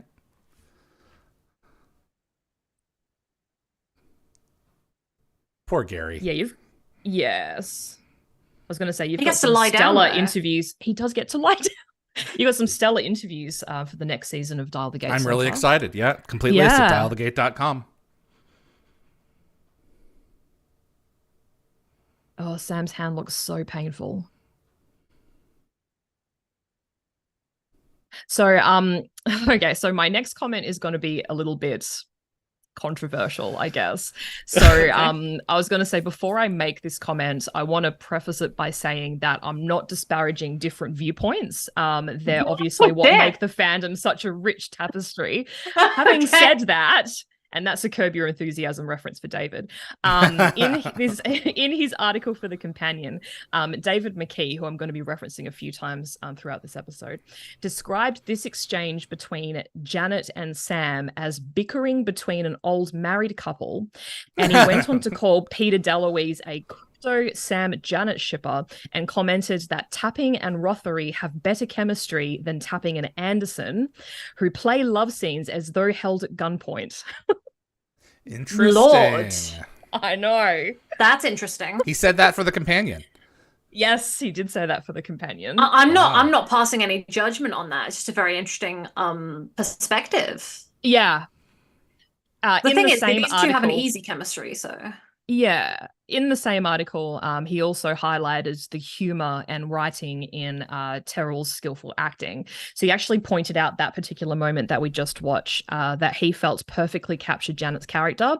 So where she kind of emphasizes ASAP with that sharp snap of her glove and then that smooth exit from the frame, which kind of like neatly punctuates the men in a panic. Yeah. Yeah. I love how she can get them all panicky, just being like, hey guys, like, you're next. And they're just like, oh God. Yeah, what you said about from that quote, yeah. So I think also with Janet and Sam, because they're not having to hide a romantic connection on screen necessarily because they're being painted as like as a friendship, their chemistry is just so it's a bit more obvious. Yeah. Yes. Yeah. I think there's a comfortability between the two of them. Also being the women of the show as well. Yeah. Mm-hmm. So coming up, we see the kind of the entity's point of view. So McKee in his article implied that Lee's decision, the director, to use black and white video footage for the entity's perspective might be a nod to HAL 9000 in 2001: A Space Odyssey. So in the film, HAL is a sentient artificial general intelligence computer who was shown as a camera lens with a red and yellow dot. Yeah. I love the way the camera like has such character. It does have character. It's yeah. spunky. Yeah. It is spunky. Also, keep an eye out for the earth patch on Daniel's left sleeve. It switches from being crooked and partially detached to straight and properly in place between shots. By my count, it changes 4 times. Yeah, that's them just screwing around. I was going to say, yeah, wasn't it just them screwing around? I love how seriously they take their job sometimes. they're so good at performing that I guess they have to do something just to mess around. But like, it's amazing how they can do jobs so well, and then we'll do things like that. I've mentioned this before. Darren and I were on set. I can't remember the name of the episode, but Shepard and McKay had switched they changed them. Country badges. Funny. And Darren and I were sitting there thinking, okay, so are they in each other's bodies for this episode? Is that why? And it was just the actors screwing around, trying to. That's so mean. Yeah, see if the people who are responsible with catching would catch it, and they switched it back before they started filming. So brilliant. I think I don't know if I've mentioned this before, but like I'm a massive fan of the TV show Monk, and there was an episode. You mentioned it last episode, yeah. I probably did. They had him on set for like a production, like a movie, I think it was, and he literally just tore it apart with like all of the things that he noticed that were wrong. Brilliant. I respect that. Also, that humming of the electricity, it kind of makes me super anxious. As at the moment, Adam and I are rewatching Better Call Saul. Oh. Dear. Yeah, there's a character who has he's mentally ill. He's like allergic to electricity. Electrical fields, yeah. Yeah. He's Good sensitive show. to them. You're rewatching it or you're seeing it the first time? So I've seen the first 3 seasons, but I haven't seen beyond that. Keep I don't know how it ends. Yeah. But I really enjoy it. So I actually found it really endearing just a second ago how Jack's face just beamed with glee when Daniel humors him by agreeing to call the entity a probe. Because Jack's not really scientific at all. So he just looked thrilled. Uh-oh. That's what I do. That's like, whenever something goes wrong, I go, hello, yeah. Almost like there's a ghost, but I know there's not. It just feels like I need to do it. This is so fun. It is fun. He's like, do I look fat? Approaching this scene, approaching the moment where there's the only reference to Jack being actually named John. John, yeah. Yeah. Exactly. So isn't it Jonathan Jack O'Neill? No, it just says John. It just says John O'Neill. In the Jack film's is often end a credits, nickname it for is John. Jonathan, quote, Jack, end quote, O'Neill. Right. But that's all. Okay. So also the computer display cycles through some familiar names, including Kent Matheson. Yep. SG-1's Matt Painter, who you are going to interview on We're Double gonna have him on. That's right. And Evie Maureen is so O'Boyle, ready with the notes. and Maureen O'Boyle, who apparently is a host of The Current Affair, or was a host of The Current Affair. Did I just see Tina Dunaway's on the screen? Quite possibly. Maybe. And it also it also has a file named Lee Van Cleef. So Lee Van Cleef was actually an iconic American actor famous for the 1966 spaghetti western The Good, the Bad, and the Ugly. I looked into him, and before acting, he actually served in World War II as a sonar technician on a submarine, and he handled like underwater surveillance. Wow. So I don't know if this is like significant in any way, like why they used his name, but I thought it was kind of a neat detail. They've got the fluffy Daniel hair. Yep. I love It's the picture from the opening credits. It's also it reminds me of the report moment when he was looking in There But for the Grace of God. Yep. When he was That's like, from dead. that shot. That's from that shot. And the shots for Jack and Sam were from Secrets. Oh, okay. brilliant.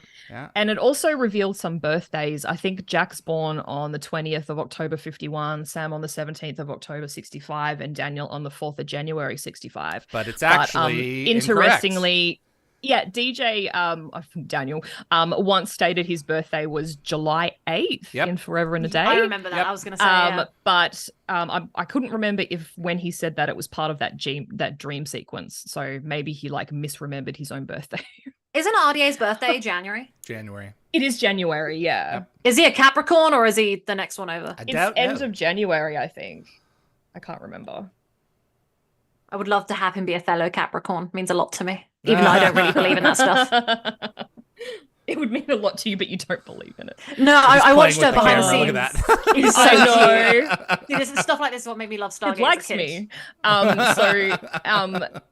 McKee in his article commented that RDA's performance. He commented on RDA's performance. He said that he liked how he transitioned from treating the entity like a pet dog with lines like "I think it likes me," to then displaying noticeably more like serious demeanor as the episode unfolds, and he called it a beautifully measured crescendo of emotion. Yeah. Well, once he gets inside of his teammates' minds, it's not funny anymore. Yeah. Ted, GLaDOS, is that you? Wonderful reference. Great reference. I was actually about to point that out.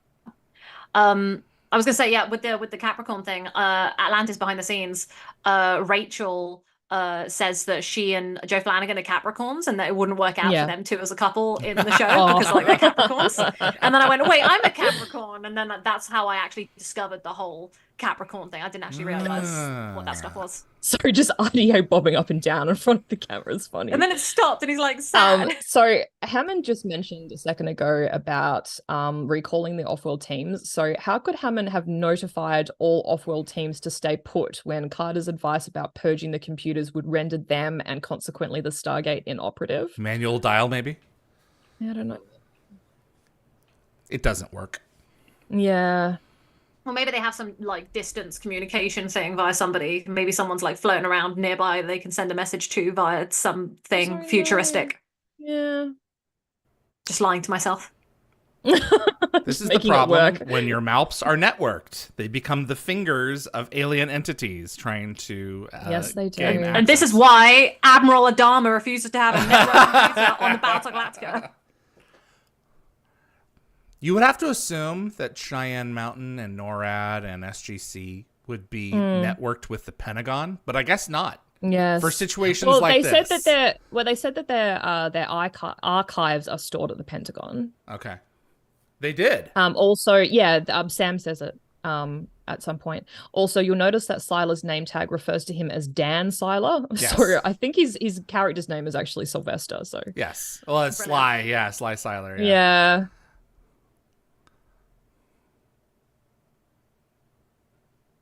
This is one of the few Siler-heavy stories. Yeah. I love the way that he even double-checked his card to make sure it was the right way around to try and see if it was like, that's something that we would all do. It's like plugging in the USB, but you can't get it in the first time, so you got to do it 3 times. Switch it around, yep. Mm-hmm. It's always the third time. Anytime I get it the second or the first, I'm shook.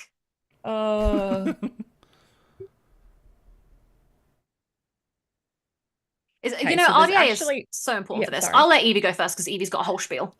Oh no, I was just going to say there is a goof coming up, but you have to be an eagle eye and you have to really look hard. You got to keep an eye on the shadow by the makeshift door that they've just made there on the right, because there's actually a stagehand that's, I think, working a remote control. Brilliant. I'm really looking. Yeah. Intermittent blasts of light. Shadow on the right, you say? Shadow on the right. It doesn't look like anything, but then you see it actually move. Really trying. Yeah, you'll see it in a sec. See, there's something there. Robot. There's something there on the right. You'll see it move in a second. Behind Jack? Okay. Yeah. Oh, that is in the background. Yeah. Yeah. Yeah. The corridor scene outside of this lab was the first scene that they shot in the episode. It had to be reshot when it was noticed that Amanda was not wearing her bandage, according to Lockwatcher.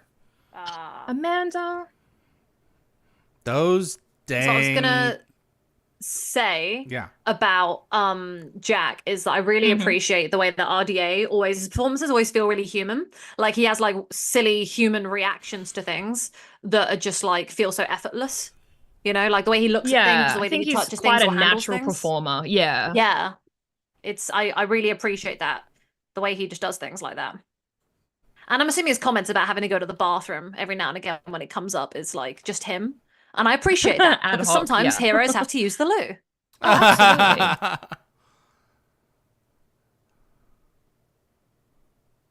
The lumen glass. Did you guys see the two lumen glasses back there?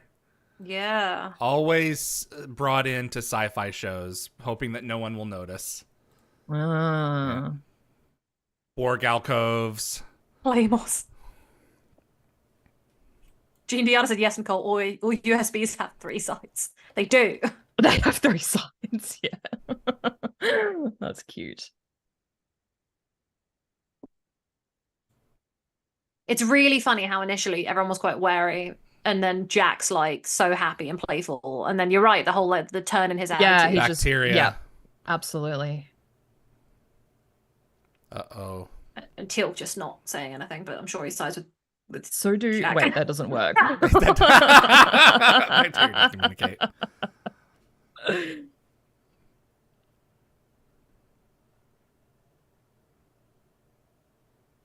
Sam raises a very good point. Mm-hmm. It's a nest. Yeah. But what are its intentions? Does it just want to go home, or is it going to want to cause trouble? Yeah, exactly. I like the layers, of this. I was just cube. admiring that. It's like a cube. Yeah, it is a cube, and it's really cool.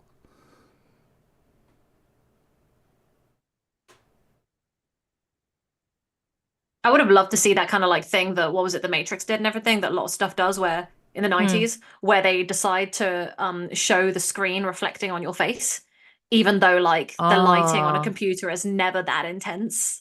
But they always did that in 90s stuff, because why not?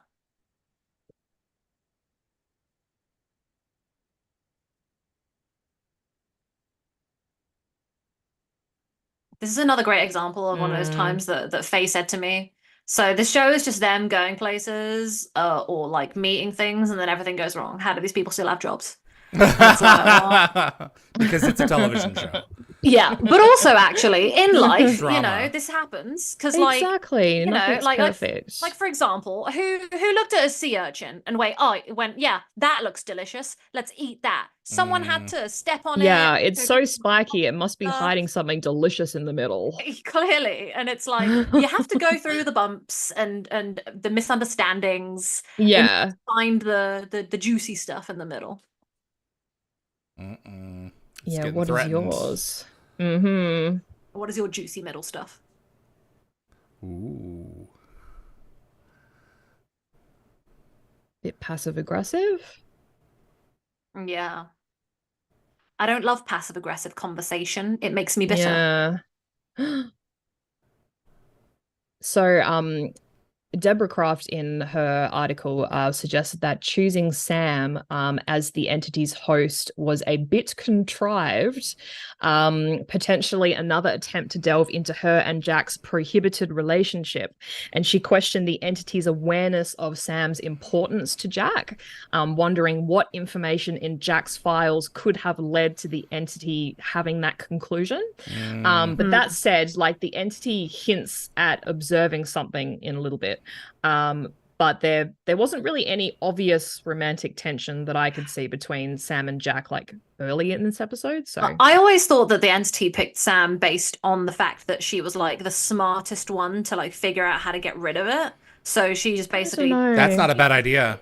Yeah, maybe took out the smartest person in the facility. Yeah. Or wanted to maximize its potential organic brain power. Yeah. Yeah, true. Yeah. Okay, that's an interesting point of view. Yeah, like Nicole would say, choose someone with big brain. Big brain, yeah. Yeah. Dear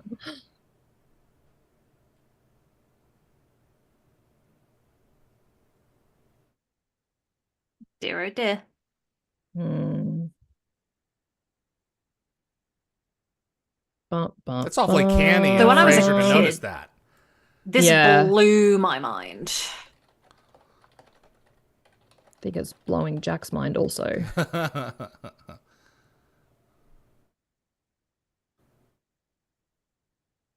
Lockwatcher just said this seemed like a good place to use Janet's little flashlight. It's in her pocket. Lockwatcher, can you please keep a tally of how many times Janet pulls out the flashlight? Because, like, I'm actually very curious now on the statistics. Oh, you'd have to start back at season 1. Long way back. I'm sure Lockwatcher already knows.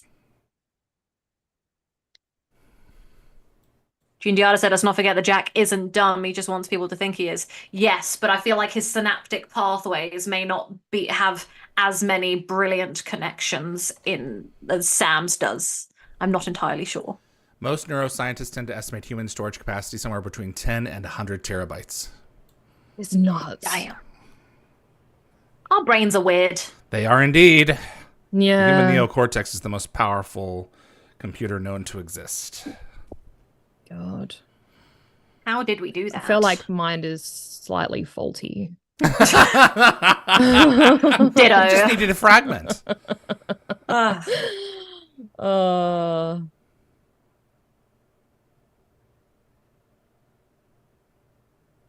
So just got silent. I 100% agree with this remark, but McKee said that Tapping delivers a chilling performance, capturing the alien's consciousness with a hard, fixed stare, a stylized, deadpanned expression, and a minimalist gestures. I love that. That's what he did to the camera before. It's so cute. He did. Recognizes him. Doesn't have verbal skills.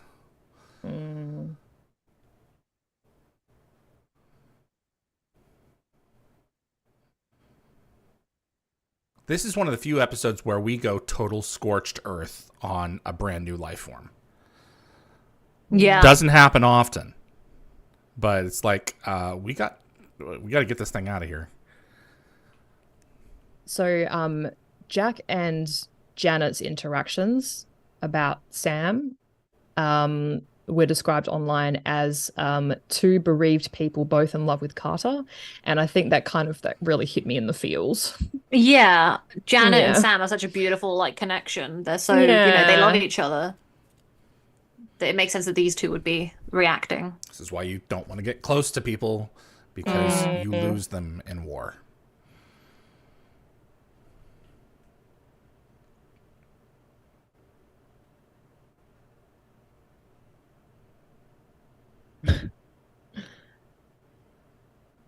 Yeah, our brains have more terabytes to use. Mm-hmm. Yeah.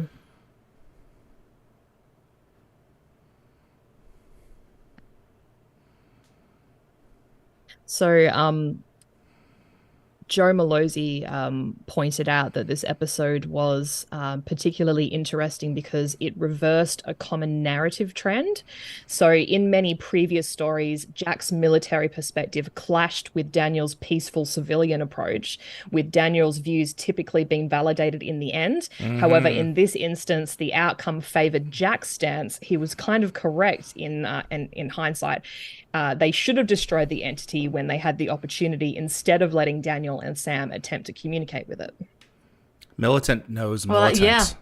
Yeah.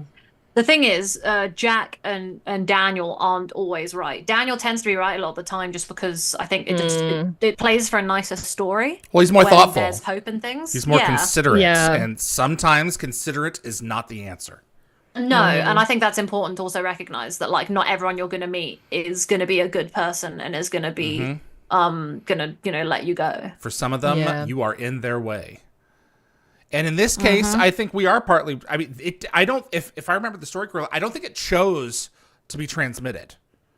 No, I it think got kind of stuck. Connected with the Malp and then it ended up yeeting back through. Kind of piggybacked on the Malp, So, someone on Reddit mentioned that it took them several viewings of the episode to notice that the AI voice that Sam uses is the same one their local light rail network uses to announce travel, like train arrivals. Brilliant. I just thought that was Where? funny. I don't know. They didn't say where they were from. Interesting. Actually, think about what we were just saying a second ago. Isn't it that they traveled through the map in order to try and get them to stop because the map is causing So like the mass map amounts was of causing damage? them damage. Yeah. So this one was sent to stop it. Yeah, I think that's the case. Maybe. Okay. I don't think they really say, but yeah, it was causing excessive damage to their world. So I think maybe it piggybacked on the Malp to save Potentially itself. deliberately. Yeah. It was trying to preserve its world. No other place to go. She does really play this role really well. Mm-hmm. Yeah.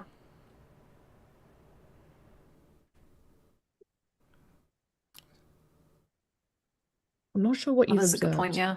Yeah. Hmm. So it's just barricading itself. Yeah. Oh, Sam Jack's theme incoming. Oh, it pops up a couple of times.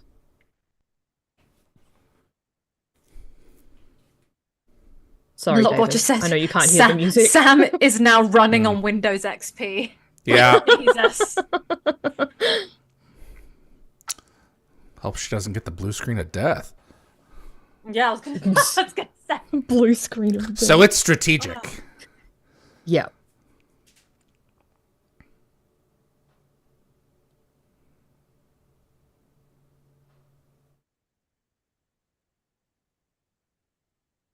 Mm.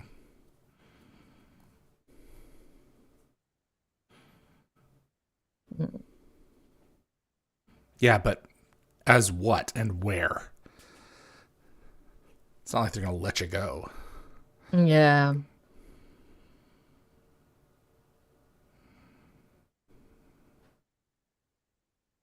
Don't know what Tilt's hoping to find in a textbook.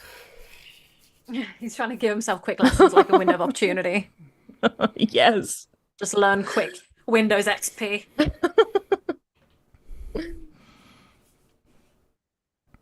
Yep. They won't kill it if there's a chance that they might get her back. Mm.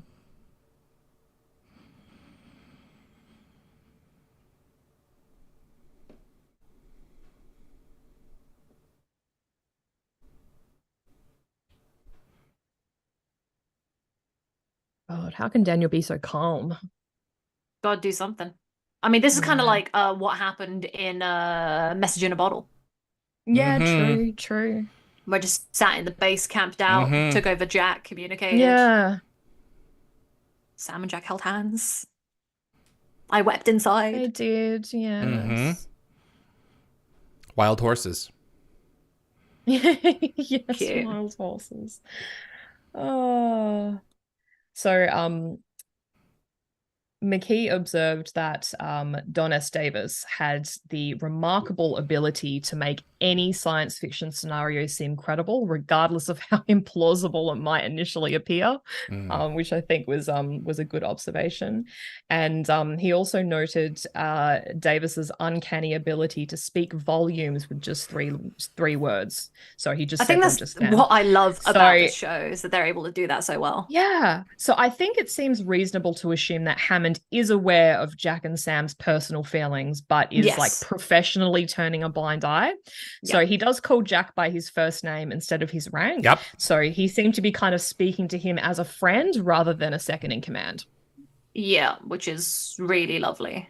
It just goes to show how much of Yeah, a beautiful relationship they have with Hammond. they do. You know, she's using one hand. Yeah, she is.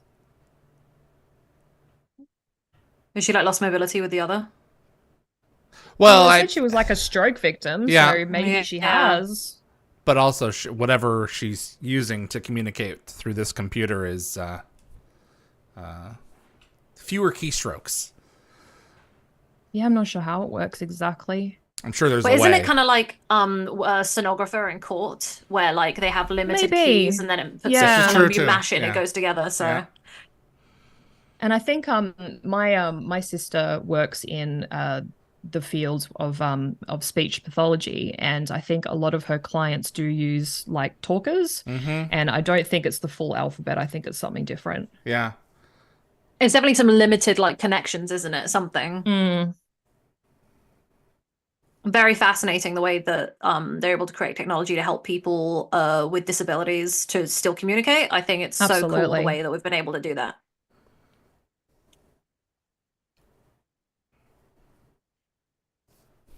How do they know the difference?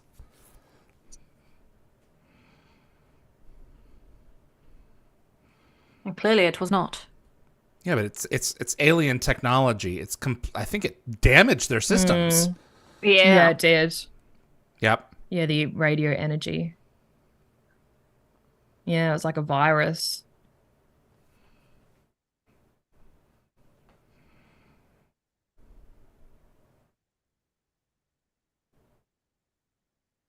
I always find the combined energy life form thing to be very interesting as a species because it's not really the norm that you consider. But we've bumped into them quite a few times now, Mm-hmm. you know. And I just think it's just super cool because it's such a different, odd way of life compared to us. And it's Yeah, like they always forget when they go places that things are different. Yeah, it was sent on a mission. Mm-hmm. It didn't get stuck. Yeah, see that's what Yeah. that's what I was saying. Because I remember her getting all threatening and being like, "We're here to mess you up because you messed us up." And then Yeah, that's when an Jack's eye like, for an "We're gonna eye. send loads Mm-hmm. of probes. Suck it," you know. Yeah.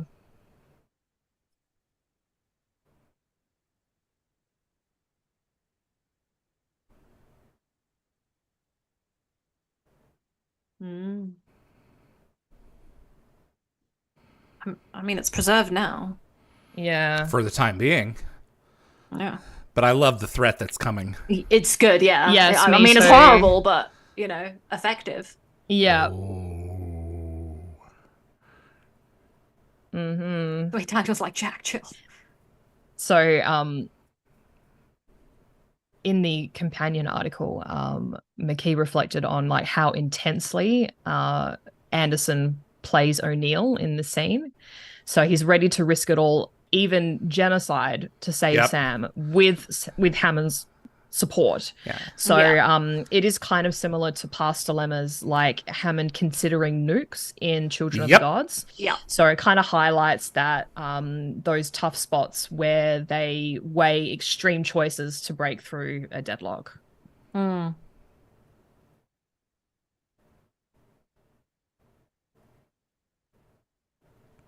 Amanda's so good in this. She really is. And her nails are beautiful. I was going to say she's got a manicure as well. Yeah, clearly. Of She course knew that she was coming and has. was like, "Let me get a manicure."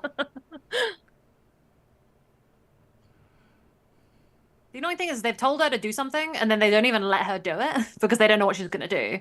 But No, like they don't know the extent of it's guess quite the frustrating damage that she's causing. they stopped her Yeah. because she So was fully what's- gonna like, switch. What's kind of interesting is that the entity manages to transfer Carter's mind into its mainframe, but there's no power source to sustain her because Jack destroyed the power supply. Mm. A hard drive. Yeah, I don't know what it is.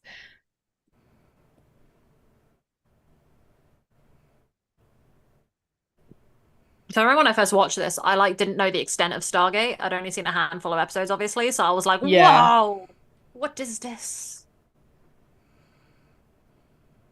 Yeah, she's Oh, like crap. right now. That She can't intense use her look. words. She's trying to tell him, "Oi, bro, I'm trying to help. Shut up. Leave me alone." You know? I feel quite bad for Well, her. she's looking quite threatening, so maybe she should have done something Tried different with her smiling. face. I don't know. Yeah. Yeah. Oh, That was a decision, two-shotter. though. Yeah. They're just both kind of in disbelief. I do find it really fascinating the way that this is about to get real dark. We value like human life, so we like love people, right? But like when they're in a comatose situation and there's nobody home for confirmed, like it's funny how like there's still some hope when the body is still going. Yeah. I find that very interesting because this is like Sam's not even there. Just shows you how separate the mind is from the body.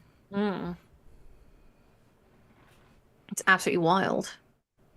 And the way they're holding on to this, and they're like, you know, it's Sam, but it's not Sam because she's not there.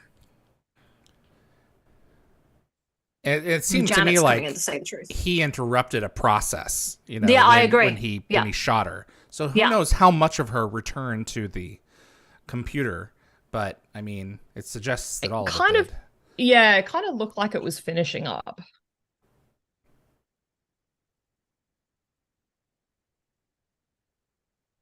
I love that she and Janet had this conversation. Well, I meant she'd have to, just based like purely on the fact that Janet is her physician. Yeah. She's not in there right now.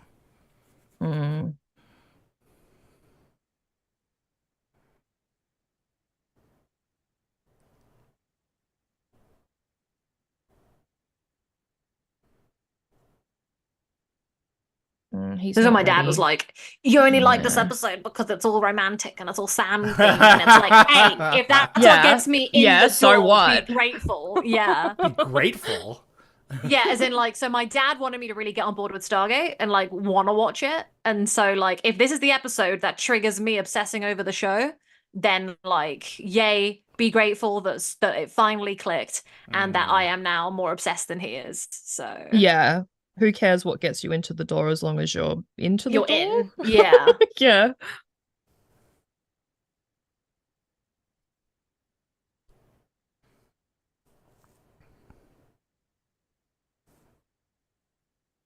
It is curious why, you know, it put Sam in the mainframe and not itself.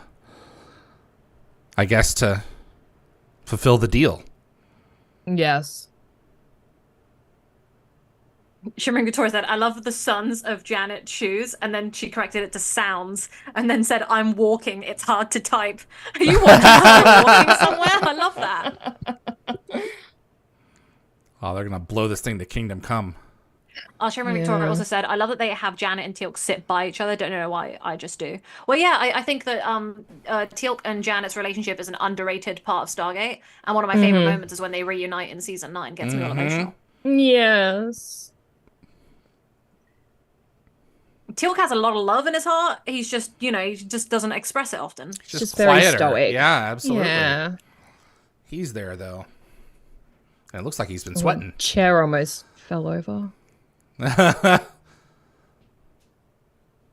always found that weird. Why is the chair at that angle? It's like diagonal. I think it got caught on the drawers. Uh-oh. I am here. So it's been suggested that Carter's actions, like typing "I am here," echo the alien entity Jerry from Michael Crichton's Sphere. So in Sphere, the entity communicates through computers and at one point displays the message "I am here." So this might be a nod to the episode's title, and it's one of several SG-1 episodes with sort of striking similarities to Crichton's work. I haven't seen Sphere. And this no, nor have I. So this kind of marks the second time that Sam has been taken over by a being that ultimately sacrifices itself to save her. I was thinking obviously that, the first being Jolinar. Yeah. Yeah. Oh, I have read Sphere. I've read half of it and then I put it down. Oh, okay. David quit a book. I quit a book. Halfway through. Yes, I guess did. you can see where David's limits are halfway. Yep, absolutely. I didn't get into it. That's a lot of commitment. Halfway through a book and then bailing. I don't know about halfway. It was a good bit in. I was giving you a compliment there. Well, you didn't. Were you just not in the mood at the time, or The you didn't like story where the didn't story was capture me. headed, or the writing? I was much younger. If I went back and read it, I probably would enjoy it. So I'm working on Moby Dick. That right makes now. sense. That's hard. Oh wow, Oh. I love one of my favorite books of all time is Frankenstein, Yeah. and that Yeah. is really hard to read as well, just the old English. Yeah. So, speaking of Frankenstein, Deborah Kraft likened this climax to a scene straight out of Frankenstein. So when very gothic in Dr. appearance. Fraser established a connection between Sam and the nest, Kraft said that she half expected a dramatic exclamation akin to "It's alive!" Once Yeah. the electrical surges ceased and Sam's body was It feels very much reanimated. like Frankenstein waking up, and there's all the like Yes. tech around, all the cables Also, connecting. the moment coming up, so RDA's tentative fluttering hand gesture, someone said on IMDb it's a natural movement, were it not for Jack's role as Sam's commander, like he would have held her hand. So it's a subtle performance, but I think it kind of hints to I've that noticed it before. This is unspoken what I mean. connection, His creating a subtle touching performances. moment for those who see it. And I said Frankenstein waking up. I meant Frankenstein's monster waking up. There's an important distinction there. People get it wrong Yes, all the time. thank you. I appreciate that. You're welcome. I knew it would irk you. I know you well enough. So, apparently, in the DVD commentary for this episode, the director Lee suggests that he wasn't invited back due to being underprepared and delivering a final product that didn't meet Brad Wright's expectations. Oh, he came back in the And commentary? apparently, yeah. Okay. So he mentioned that directing Amanda Tapping, Tara Rothery, and Donna Davis was a breeze, but working with Michael Shanks and Christopher Judge presented more of a challenge. I was going to They say naughty? that a reviewer, I don't know, it was very vague. A reviewer called the science in this episode shaky at best, and they didn't like the Stephen Hawking style voice. It was just a bit too much. Interesting. Too much. And another This is- reviewer said that the episode allows viewers to see a more sympathetic side of Jack, a role typically associated with Daniel and Carter.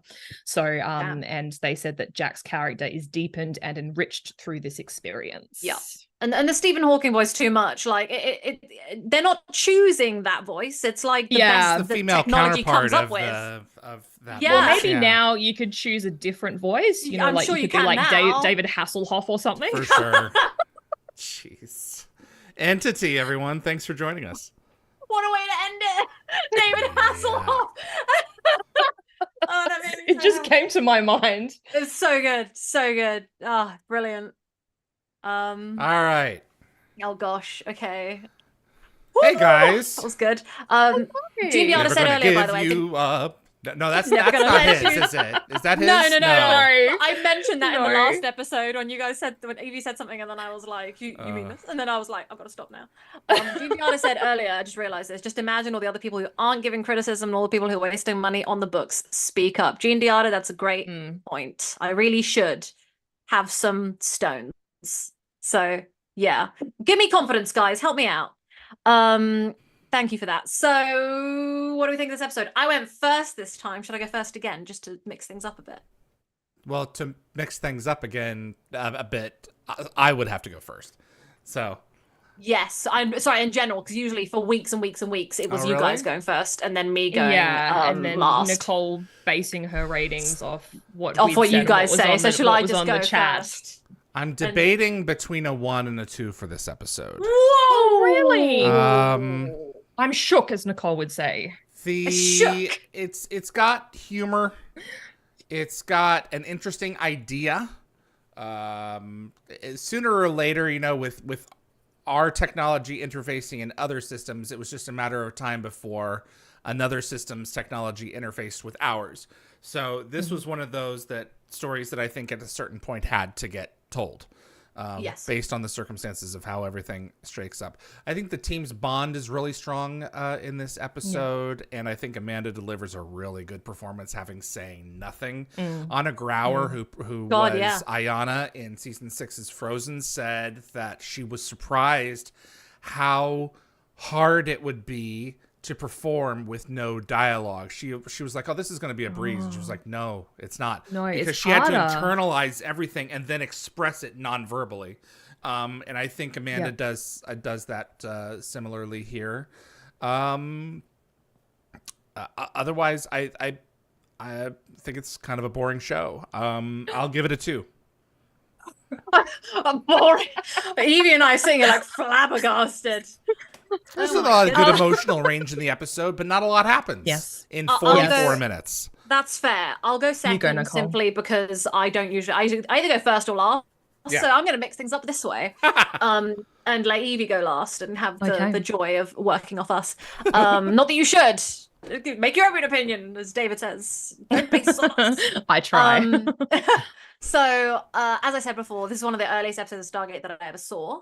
Okay. It is. So obviously, I do have fond It's got a feelings. special You're gonna have a place in special, your yeah, heart. exactly. Yeah, That's yeah. understandable. I cannot remove that from my brain. I think I find AI type storylines to be my favorite, like what is life? And I find this in particular very interesting, just the way that they were killing that whole civilization with just a mouth is shocking Radio waves. and Yeah. fascinating. So, yeah, and I think that it has some great Sam and Jack moments, which I love. Jack just being cute. I got to see Daniel's poofy hair. Love it. It's got so much flair to it. It's Body. you know all windswept and beautiful, and I love it. Yeah, and I just thought it was cute. Windswept And in we got the to see base. Janet. Windswept with air conditioning. Yeah, just. I clearly had a blowout, you know, got the hairdryer in there, and yeah, got to see Janet as well doing her thing. Got to see their bond because you don't get to see them too much. It's a good Frasier episode. It's a good Siler episode. Yeah, in terms and with of volume Yes. of content. you mainly see Yep. Cassandra and Sam and Janet having moments over the years. So when I see them having their moments more, and then having Jack and Janet connect as well was really cute. So I give this one a 5. Ah, okay.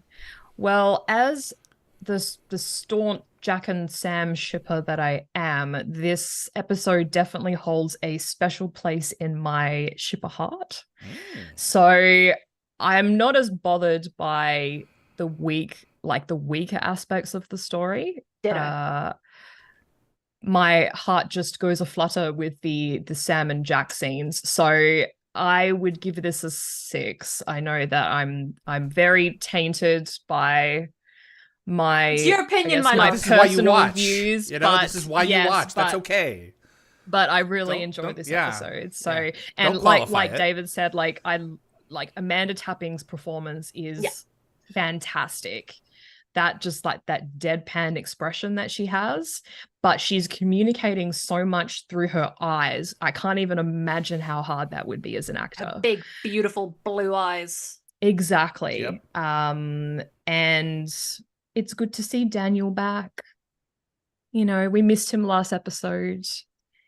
And I did kind of like how it spun the typical narrative on its head. I think I mentioned this during the actual stream, but you know, usually it's Sam and Daniel's point of view that you know, Are they more helps them thoughtful? overcome. Yeah, but this was, you know, Jack's sort of military get in there, get it done kind of mindset was actually kind of the better option, which Was doesn't ironic happen because he very started often. out being very playful and then he turned to military. Yeah, and I feel because like, he you know, realized the seriousness of it. Yeah, exactly, I feel like yeah. maybe he is kind of like Daniel is rubbing off on him because instead of going, we need to kill it immediately, he was like, oh, let's play with it first, and Well, then he was like, does oh, have it's to bad. be open to other points of view because he is a commander, so it's not, you know, always about what he thinks. I mean, he probably gets to make the ultimate decision, but he's got a team. He needs to consider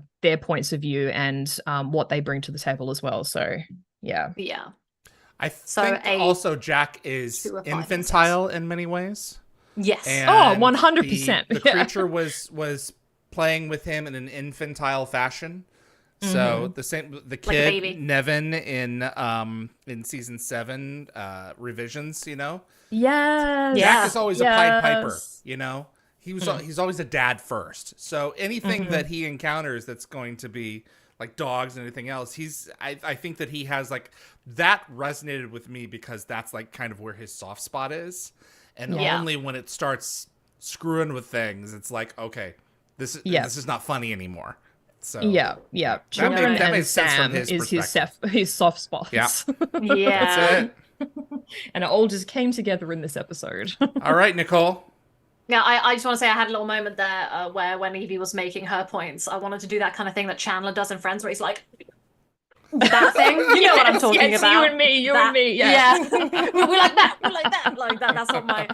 That's what my brain went. May Matthew Perry rest in peace. Oh, yes, rip. He's on the mind lately because he was such a big fan of Fallout, and I would think he was. Really nice. He was the main villain in Fallout New Vegas, the game, because he was such a big fan of the Fallout series that they invited him on to be the villain. That. Okay. And so I feel like rest in peace. You would have loved the Fallout show, and I'm sad that he didn't get to be a part of it or see it come to fruition. So, yeah, I'm still reeling from that. I'm never going to be over it. Okay, right. Whoa, may he rest in peace. Okay, Anthony, it's a 4 from me. Jacob also rated this episode as a 4 at the top of the chat. I'm assuming he had to peace out or something. Mac Boland's Conscience says a 4. Jean Diarra, a reluctant 2. Overall, I think it's just a rehash of Message in a Bottle. I did kind of say that. Yeah, I do those agree. Vibes through and through. To a degree. Yeah. And worth a 1, but there are some bits that are good enough to bump it up. Yes, I like that. Lockwatcher, I gave this episode a 4. Amanda killed it. I like that Janet had the chance to finally sit at the big table, and while she did not use it, I think Janet wanted to use her little flashlight. I was waiting for that. Candy said a 5 or 6. You got to pick one, Candy. There are no middles. There are no betweens. You got to dial the address. Yes. To a degree. Please try again. Yes. Gecko Fett, it's a 3. Good performances, great idea. Just not enjoyable enough that I would rewatch it normally. Usually skip this episode. That's fair. Sure. Jed Ted, a 6. Becca, 5. I've always loved this episode. Becca and I back on track. We always meet at the same level at some point. Shimmering Victoria, it's going to be a 6 from me. It's heartfelt. I love the story. The humor is wonderful. Plus Janet. Favorite character. Love Terrell's acting. I love the shoes. Minus my dog walk. Love the shoes. Shimmering Victoria was walking the dog the whole time. So I respect That's a long walk. Yeah, Terrell was wearing some very tall shoes, which I guess would help them sort of frame her. But I was kind of worried about whether they were even like military appropriate. Yeah, like they were big tall heels. Yeah. Anyway. Dan Ben said 2, found it boring. And then Lockwatcher, I started laughing because I slightly glanced at this, which is Lockwatcher. Nicole, not telling the truth about how you feel about a book is kind of taking one false step in the wrong direction. He's taken my 2 least favorite episodes and made a hilarious book review joke out of it, and I think I'm going to use them because that is honestly, I think I'm going to have to use some Stargate like in jokes as my review process. They'll never know. Then. But like the people that do like Stargate that follow you will pick up on them, and it'll be true. like that is special communication. That is true. I think I can add a lightheartedness to my review process by having some fun with that. So, Jed Ted said, "Rip Matt Perry." Yeah. And then thank you for doing this. An hour later is a little too late for me, really. So I'm off. See you next week. Yeah, this is the standard time when we go back to British summertime. Becca, I do apologize for that. It's just the way it is with the way the times change. But when we get back to, was it October, November, we'll be back to 8 p.m. again. So, you know, feel free to peace out early if you need and leave a rating with us. Yeah. Or just take us to bed with you. We all know you sleep with your phones. So. Yeah, just put us on in the background and fall asleep. Yes. And hopefully we don't wake you while you try to relax. Maybe our voices will be soothing, like ASMR for bedtime. Maybe we should try to do that, like a little Wormhawk stream of ASMR.